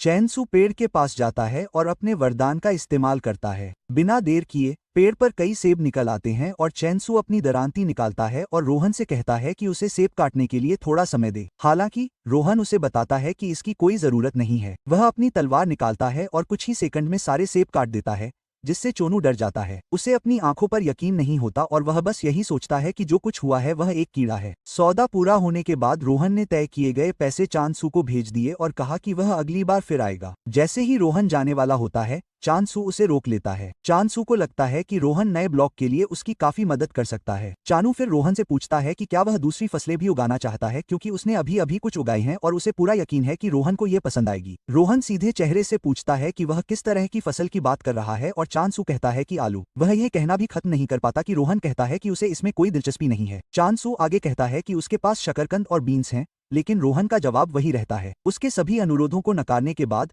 रोहन कहता है कि वह जाने वाला है। यह जानकर कि रोहन उसकी योजना का अभिन्न अंग है, चानू रोहन को यह बताने के लिए एक तरकीब निकालता है कि वह उसे तय की गई कीमत से ज्यादा सेब देगा। चांसू को एहसास हो जाता है कि रोहन बुरा इंसान नहीं है, भले ही वह अजीब और जंगली दिखता हो। चैनसू ने रोहन से कहा कि अगर उसे सेब की सप्लाई जारी रखनी है तो उसे एक और ब्लॉक लेना होगा। इसके लिए उसे उसकी मदद की जरूरत होगी और बदले में वह उसे सेब देगा। चैनसू सोच रहा था कि क्या उसकी योजना काम करेगी, तभी रोहन उसके पास आता है और कहता है कि वह उसकी पेशकश के लिए तैयार है। बिना समय गवाए रोहन नए ब्लॉक की ओर बढ़ जाता है और चोनू उसके पीछे पीछे दौड़ता है। चैनसू हैरान रह जाता है कि रोहन तुरंत ब्लॉक की ओर बढ़ रहा है और वह सोचने लगता है कि यह आदमी कितना ताकतवर हो सकता है। चोनू देखता है कि जमीन पर एक अजीब सा तरल पदार्थ है जो उसके ब्लॉक से बिल्कुल अलग है। चैनसू अपने गंदे जूतों को देख रहा होता है, तभी उसके पीछे एक राक्षस आता है। राक्षस उसे अपना निवाला बनाने से पहले ही रोहन उसे घसीट कर ले जाता है और कहता है कि उसके पीछे रहना खतरनाक है। चैनसू को यकीन नहीं होता कि रोहन खतरनाक शब्द का इस्तेमाल कर रहा है, जबकि खतरनाक वह खुद है। चैनसू हैरान रह जाता है कि उसे पौधे के भेष में आए राक्षस ने लगभग खा ही लिया था। चैनसू ने रोहन से कहा कि उसे ज्यादा कुछ करने की जरूरत नहीं है, क्योंकि अंत में ब्लॉक का प्रबंधन वही करेगा। चोनू खुद ही राक्षसों से छुटकारा पाना चाहता है। वह सिर काटने की शक्ति सक्रिय करता है और राक्षसों को ऐसे मारता है जैसे वे कुछ भी नहीं है। काम पूरा होने के बाद वह प्रचुरता के आशीर्वाद को सक्रिय करता है। इस बीच हुजिन ब्लॉक में प्रवेश कर चुकी है और वह इधर उधर घूम रही है जब उसने चैनसू को अपना नाम पुकारते हुए सुना। वह चैनसू को देखने के लिए नीचे देखती है।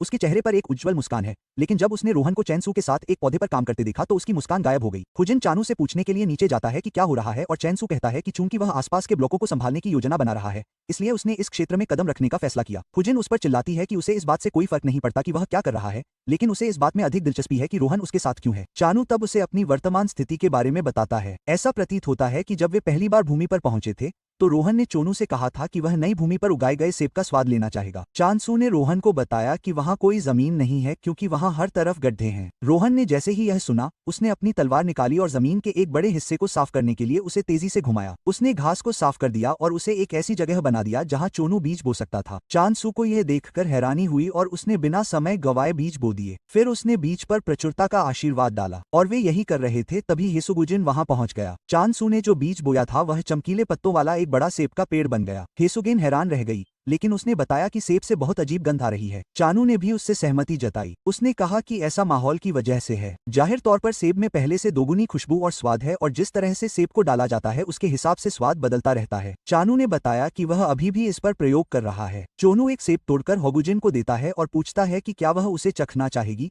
लेकिन लड़की मना कर देती है और कहती है कि वह उसे नहीं चखेगी। इसके बाद हुजिन को जमीन पर कुछ पौधे दिखाई देते हैं और वह उन्हें शुतुरमुर्ग की कहानियां कहती है। चोनू हैरान रह जाता है क्योंकि उसने पहली बार उनके बारे में सुना है। असल में राक्षस को शुतुरमुर्ग की आदतें पसंद होती हैं और कहा जाता है कि वह केवल रात में ही सक्रिय रहता है, जिससे उसे पकड़ना बहुत मुश्किल हो जाता है। हजून राक्षस को देखता है और वह कबूल करती है कि हालात बहुत अच्छे हैं। वह उसके कुछ खून को एक परख नली में लेता है और फिर चांसू से पूछता है कि क्या शुतुरमुर्ग की कहानियों का शिकार करने वाला वह था। चांसू जवाब देता है कि यह सब उसने किया था और हुजिन को आश्वस्त करता है कि रोहन इसमें शामिल नहीं था। चांसू हुजिन से पूछता है कि क्या इसमें कोई समस्या है और हुजिन अचानक उसे पकड़ लेता है और उससे पूछता है कि क्या वह उन्हें बेचने को तैयार है। ऐसा कहा जाता है कि शुतुरमुर्ग की कहानियां ऊंची कीमत पर बिकती हैं। ज़ॉम्बी जैसी महिला से डरकर चानू मान जाती है कि वह उन्हें बेच देगा। जेसुजिन आसमान में हाथ उठाकर खुशी मनाती है जैसे उसने लॉटरी जीत ली हो। जेसुजिन चोनू को ऐसे घूरता है जैसे वह दुनिया का सबसे सुंदर आदमी हो। जेसुजिन को यह बात समझ नहीं आती कि चोनू खेती और युद्ध दोनों में माहिर है। इसके अलावा उसके साथ एक तलवारबाज भी है। जेसुजिन यह बात छिपा नहीं पाती कि चानू से मिलना उसके लिए किसी आशीर्वाद से कम नहीं है। हुजिन कई उत्पादों के बारे में सपने देख रही है जिन्हें वह अभी भी बेच सकती है। जब चानू उसका नाम पुकारती है तो जेसुजिन को गुस्सा आता है कि उसने उसकी कल्पना को बर्बाद कर दिया और वह उससे पूछती है कि क्या उसे उससे कुछ चाहिए। चांसू उसे याद दिलाती है कि उसने कुछ चीजें मंगवाई थीं और हुजिन बैग से चांसू द्वारा मंगवाई गई सारी चीजें निकालने लगती है, जैसे कि कीट नियंत्रण पौधों के बीज। उसके साथ एक भवन निर्माण किट भी है। कुछ ही समय में चानू साहसी लोगों के लिए एक पोर्टेबल घर बनाता है और वह उस क्षेत्र में कीट भगाने वाले बीज भी लगाता है। यह सुनकर जिन हैरान रह जाती है क्योंकि उसे नहीं पता था कि चांसू में कम समय में पौधे उगाने की भी क्षमता है। हुजिन सोचती रहती है कि चांसू किस तरह का इंसान है।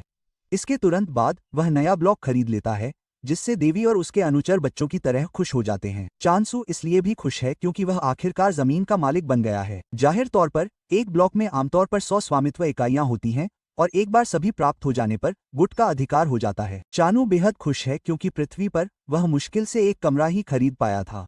इसके अलावा जमीन खरीदने से कई नई सुविधाएं मिलती हैं और सबसे महत्वपूर्ण है ब्लॉक व्यापार असाइनमेंट सुविधा। चांसू को सिस्टम से एक टिप मिलती है जिसमें बताया जाता है कि किसी ब्लॉक को असाइन किए जाने वाले गुण प्रेरितों के देवता या ब्लॉक की प्रकृति पर निर्भर करते हैं। चोनू ये सुनकर खुश होता है क्योंकि यह विशेषता देवी की प्रकृति के साथ पूरी तरह से मेल खाती है। सिस्टम उसे ब्लॉक को असाइन करने के लिए एक विशेषता चुनने के लिए कहता है और उसके पास विकास और मृत्यु के विकल्प हैं। चूंकि विकास मृत्यु से बेहतर लगता है, इसलिए वह विकास को चुनने के बारे में सोचता है। इसके अलावा उनका मानना है कि इससे देवी के विकास में भी मदद मिलेगी। चोनसू विकास विशेषता का प्रयोग करता है, लेकिन चीजें वैसी नहीं दिखती जैसी दिखती हैं। चोनसू का निष्कर्ष है कि कोई खास अंतर नहीं है क्योंकि यह अभी भी पहले चरण में है। वह स्थिति विंडो में जाकर देखता है कि विकास विशेषता मूल रूप से हर चीज को प्रभावित करती है। चांसू मुस्कुरा रहा होता है जब तक उसे एहसास नहीं होता कि वहां पैदा हुए राक्षसों के विकास का विकल्प है। चोनू ये देखकर डर के मारे लगभग बेहोश हो जाता है।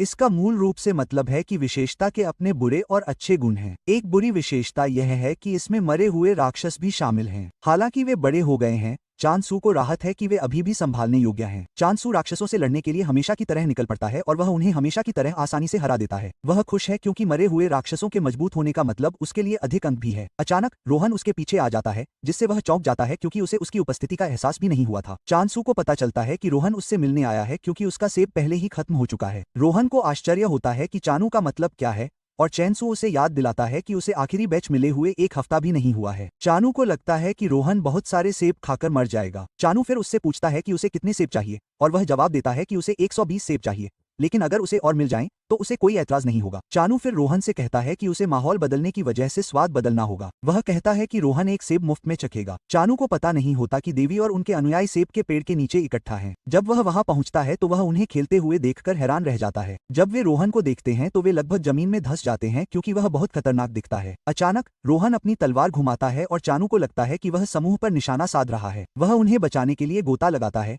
लेकिन अंत में रोहन सिर्फ सेब पर निशाना साध रहा था। चोनू को लगता है कि रोहन को देवी की मौजूदगी का एहसास नहीं हुआ है क्योंकि उसने उन्हें परिचित कहा था। तभी रोहन कहता है कि उसे ब्लॉक में ग्रोथ का गुण दिख रहा है और इस वजह से वह रुकना और ट्रेनिंग करना चाहता है, लेकिन वह चैनसू को आश्वस्त करता है कि वह पैसे देने जा रहा है। जब चैनसू को पता चलता है कि रोहन पैसे देने को तैयार है तो वह दिलचस्पी दिखाता है और उससे पूछता है कि वह कितने पैसे देने को तैयार है। रोहन मुस्कुराते हुए उसे बताता है कि वह कितने पैसे देने को तैयार है। यह सुनकर चैनसू खुशी से झूम उठता है और तुरंत रोहन का हाथ हिलाता है और उसे अपने सम्मानित ग्राहक के रूप में स्वागत करता है। रोहन उससे पूछता है कि क्या उसे लगता है कि उसका अनुरोध संभव है और चैनसू हाँ कहता है। हालांकि वह जानना चाहता है कि क्या वातावरण दो हिस्सों में नहीं बंट जाएगा और रोहन उसे आश्वस्त करता है कि ऐसा नहीं होगा। चैनसू यह भी पूछता है कि क्या अचानक कहीं से भी चीजें फट जाएंगी, लेकिन रोहन उसे आश्वस्त करता है कि उसे चिंता करने की कोई बात नहीं है। चैनसू फिर रोहन से कहता है कि उसके पास राक्षस बनाने की शक्ति नहीं है क्योंकि उसके पास अतिरिक्त अंक भी नहीं है। रोहन उसे बताता है कि राक्षसों से निपटने के लिए उसे उसकी मदद की जरूरत नहीं है क्योंकि उसे बस कोने में एक जगह चाहिए। चैनसू ये सुनकर हैरान रह जाता है कि रोहन को बस इतना ही चाहिए। चोनू को इससे कोई दिक्कत नहीं होती है,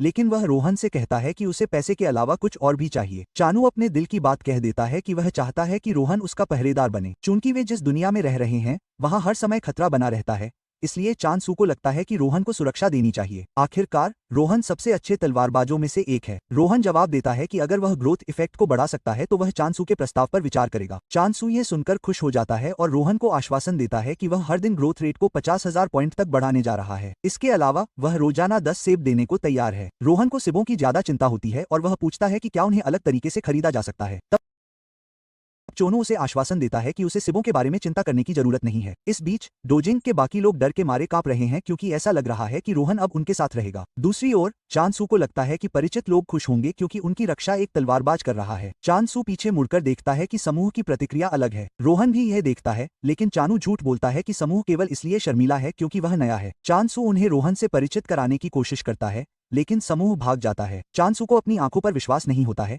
लेकिन वह उस शर्मनाक पल को भूल जाता है और रोहन को अपनी पहली इच्छा बताता है। बाद में दोनों दूसरे ब्लॉक का निरीक्षण कर रहे होते हैं, तभी रोहन को झाड़ियों के पीछे कुछ महसूस होता है। वे जांच करने के लिए जाते हैं, तभी वहां एक बिल्ली पड़ी होती है। चानू हैरान हो जाता है क्योंकि उसे उम्मीद नहीं थी कि हैमस्टर जैसे कोई और जानवर उस इलाके में होगा। बिल्ली को इस तरह से देखकर चानू को लगता है कि वह खतरनाक नहीं है, और इससे पहले कि रोहन उसे रोक पाता, चानू बिल्ली के पास जाता है और उसे सहलाता है। बिल्ली उठती है और देखती है कि उसके ऊपर एक बदसूरत चेहरा खड़ा है और वह ऐसे उछलती है जैसे उसने कोई भूत देखा हो। बिल्ली चानसू पर फुकारती है, जिससे उसकी रीढ़ में ठंडक दौड़ जाती है। स्टेटस विंडो चोनू को बताती है कि बिल्ली दरअसल नकारात्मकता का दूत है और उसने उसके ब्लॉक पर युद्ध की घोषणा कर दी है। चानसू हैरान रह जाता है कि प्रेरित ने उस पर युद्ध की घोषणा कर दी है क्योंकि उसने उसे थपथपाया था। आंखों में आंसू लिए वह रोहन से पूछता है कि क्या बिल्ली नकारात्मकता का दूत है क्योंकि उसने उस पर युद्ध की घोषणा कर दी है, लेकिन रोहन को लगता है कि वह बकवास कर रहा है। चानसू को शक होता है कि बिल्ली पागल है क्योंकि उसे बिना उसकी इजाजत के छुआ गया था। चानसू बिल्ली के पास जाता है और अपने मतभेदों को सुझाने की कोशिश करता है और सोचता है कि उसे एक छोटी सी बिल्ली से क्यों लड़ना पड़ रहा है। तभी रोहन उसे चौंका देता है और कहता है कि वह बिल्ली से नहीं लड़ेगा। रोहन कहता है कि वह जिन प्रेरितों से लड़ेगा वे बहुत जल्द ब्लॉक की सीमा से प्रकट होंगे। हैरानी की बात है कि रोहन कहता है कि वे इंसान होंगे। चैनसू ये सुनकर हैरान रह जाता है क्योंकि राक्षसों को मारना उसके लिए आसान था, लेकिन इंसानों को मारना एक अलग कहानी है। जैसे रोहन को पता हो कि वह क्या सोच रहा है, वह उसे बताता है कि वह नेगेशन को मारने के लिए स्वतंत्र है। रोहन चैनसू को बताता है कि उनके पास मंदिर में पुनर्जीवित होने का विकल्प है। चैनसू ये सुनकर हैरान हो जाता है और रोहन से पूछता है कि क्या वह चेक पॉइंट के बारे में बात कर रहा है, और रोहन हाँ कहता है। चोनू इसे एक अनुचित लाभ मानता है क्योंकि उसके और उसके समूह के पास गलती करने पर दूसरा मौका पाने का मौका नहीं है। दूसरी ओर नेगेशन प्रेरित लापरवाही से काम कर सकते हैं और उसके साथ आने वाले परिणामों को नहीं भुगतना पड़ता है। चैनसू युद्ध के लिए उत्साहित है क्योंकि वह नुकसान में है और वह रोहन से पूछता है कि क्या वह आगे की लड़ाई में उसकी मदद करने जा रहा है। रोहन जवाब देता है कि अगर वह मदद कर सकता है तो वह मदद करने को तैयार है। जैसा कि अनुमान लगाया गया था, नेगेशन के वफादार राक्षसों और मानव प्रेरितों का एक समूह ब्लॉक पर दिखाई देता है। उनमें से एक के हाथ में एक मेगाफोन है और वह जोर से घोषणा करता है कि चैनसू खुद को सामने लाए। कीमिया मुख्यालय में हसुजिन ने शुतुरमुर्ग की पूंछ का रस जांच के लिए लिया है। वह सोच रही है कि चोनू कितना प्रभावशाली है। उसे विश्वास है कि चानू एक कलाकृति की मदद से इतना शक्तिशाली है। कलाकृति एक दैवीय वस्तु होती है जो किसी देवता के करीबियों के लिए बनाई जाती है। कई बार यह किसी मृत देवता के अवशेषों से बनाई जाती है, जिससे उपयोगकर्ता को देवता की शक्ति का उपयोग करने का मौका मिलता है। इस पर विचार करने के बाद हुजिन को नहीं लगता कि चोनू किसी कलाकृति का उपयोग कर रहा है, क्योंकि जब तक वे देवता की प्रकृति से मेल नहीं खाते तब तक उनका उपयोग करना मुश्किल होता है। हुजिन भविष्य की संभावनाओं के बारे में सोच रही है। जब इंसू कमरे में आती है तो हिसुजिन चौंक जाती है और जब इंसू उसकी ओर बढ़ने लगती है तो वह और भी हैरान हो जाती है। यूनू के पास शुतुरमुर्ग की पूंछ का रस है और वह यूनू पर चिल्लाता है और पूछता है कि उसे रस कहाँ से मिला। यह सवाल हिसुजिन को चौंका देता है, लेकिन वह बिना किसी संदेह के जानती है कि फिर से कुछ अजीब होने वाला है। चानू के ब्लॉक में प्रेरित उसे बाहर निकलने के लिए कहते हैं, इससे पहले कि वे उसे ढूंढते ढूंढते थक जाएं। उन्हें पता नहीं होता कि चानू और रोहन पास की झाड़ियों में छिपे हैं। चानू को आश्चर्य होता है कि ये लोग इतनी लापरवाही क्यों बरत रहे हैं और वह रोहन से पूछता है कि क्या उसे लगता है कि वे मरने के बाद भी फिर से जीवित हो सकते हैं। रोहन इस बात की पुष्टि करता है कि वे शायद इसलिए ऐसा कर रहे हैं क्योंकि उनके पास दुश्मनों से लड़ने के लिए बहुत कम समय है,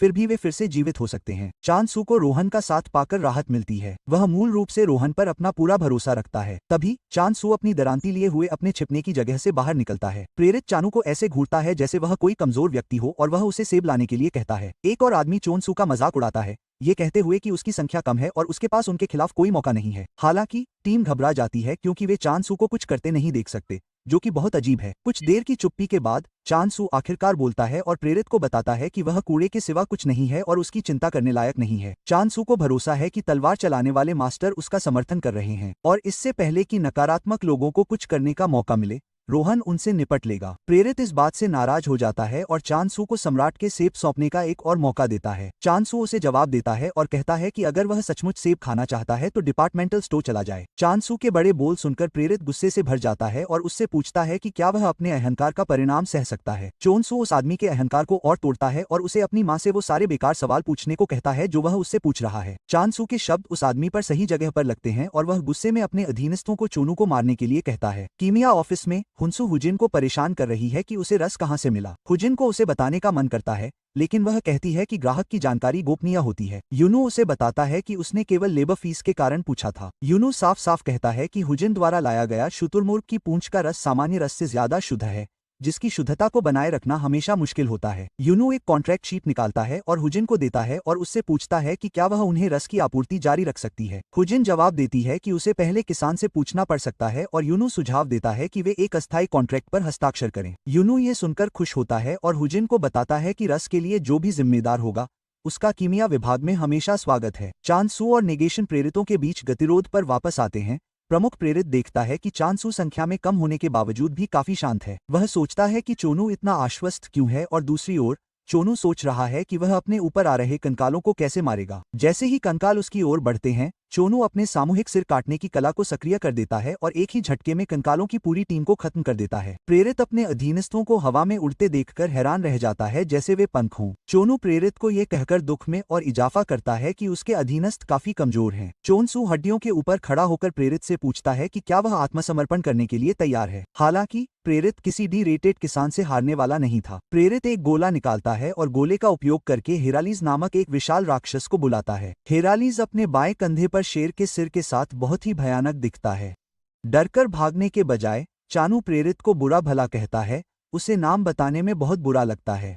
प्रेरित चांदसू पर हंसता है और कहता है कि उसे अपने किए पर पछतावा होने वाला है क्योंकि हेरालीज एक बहुत ही कीमती हथियार है। प्रेरित फिर हेरालीज को चांदसू पर जाने का आदेश देता है। हेरालीज अपना विशाल मुक्का मारता है, लेकिन वह आसानी से उसे चकमा दे देता है। हेरालीज के एक और कदम उठाने से पहले चोनू ने उस पर दरांती फेंकी और उसे एक ही वार में स्वर्ग भेज दिया। हेरालीज जमीन पर गिर जाता है, जिससे प्रेरित को झटका लगता है, जो पहले से ही हेरालीज की ताकत का घमंड कर रहा था। प्रेरित दर्द से रोता है और कहता है, हेरालीज एक राक्षस है जिसे वह पिछले 10 सालों से एक साथ जोड़ रहा था और शानसू ने उसे ऐसे मार गिराया जैसे वह कुछ भी नहीं है। इसके बाद प्रेरित अपने अधीनस्थ सोए, जो चौथी पीढ़ी का प्रेरित है, को लड़ाई में शामिल न होने के लिए डांटता है। सोए उस आदमी को याद दिलाता है कि वह वही था जो आत्मविश्वास से चोनू के पीछे गया था और उसे कोई कारण नहीं दिखता कि उसे एक किसान द्वारा पीटे जाने के बाद शिकायत क्यों करनी चाहिए। सोया उस आदमी से कहती है कि वह अपने हाथ गंदे करने को तैयार है, लेकिन उसे अतिरिक्त फीस मिलेगी। आखिरकार उसकी भूमिका मार्गदर्शन करने की थी और कुछ नहीं। चांदसू मुस्कुरा रहा है और पूरी घटना से उत्साहित हो रहा है जब तक कि सोया उसकी ओर देखती है और उसकी आंखें लाल हो जाती हैं। तभी चांदसू को एक टिप मिलती है जिसमें बताया जाता है कि सोया जीवन को नकारने वाले हुनर का इस्तेमाल करता है जिससे टारगेट पर श्राप लग जाता है। सिस्टम इस हुनर के खतरनाक होने को छुपाता नहीं है और चोनू को पता चलने से पहले ही वो सोया के हुनर में फंस जाता है। जब चोनू को पता चलता है कि चोनू सोए के जाल में फंस गया है तो वो हंसने लगता है। वो चांदसू को बताता है कि वो देखने वाला है कि जब कोई नकार को पार करेगा तो क्या होगा। सोए उस शख्स पर चिल्लाता है और उसे बताता है कि वो उसके आने की असली वजह न भूले। वो शख्स तुरंत सेब के पेड़ को खोजने की कोशिश करता है, लेकिन वो वादा करता है कि वो अपनी इस टूटी हुई रचना का बदला बाद में लेगा। जंगल से भागते हुए उसे हवा में सेब की खुशबू आती है और उसे पता चलता है कि वो बस कुछ ही देर में वहां पहुंच जाएगा। अचानक उसे अपने पीछे कुछ हलचल दिखाई देती है, लेकिन जब वो मुड़कर देखता है तो उसे कोई नहीं दिखता। वो असमंजस में पड़ जाता है क्योंकि उसे नहीं पता कि वो शख्स कहाँ है। अचानक रोहन उसके ऊपर आता है और रोहन एक लोकप्रिय तलवारबाज है,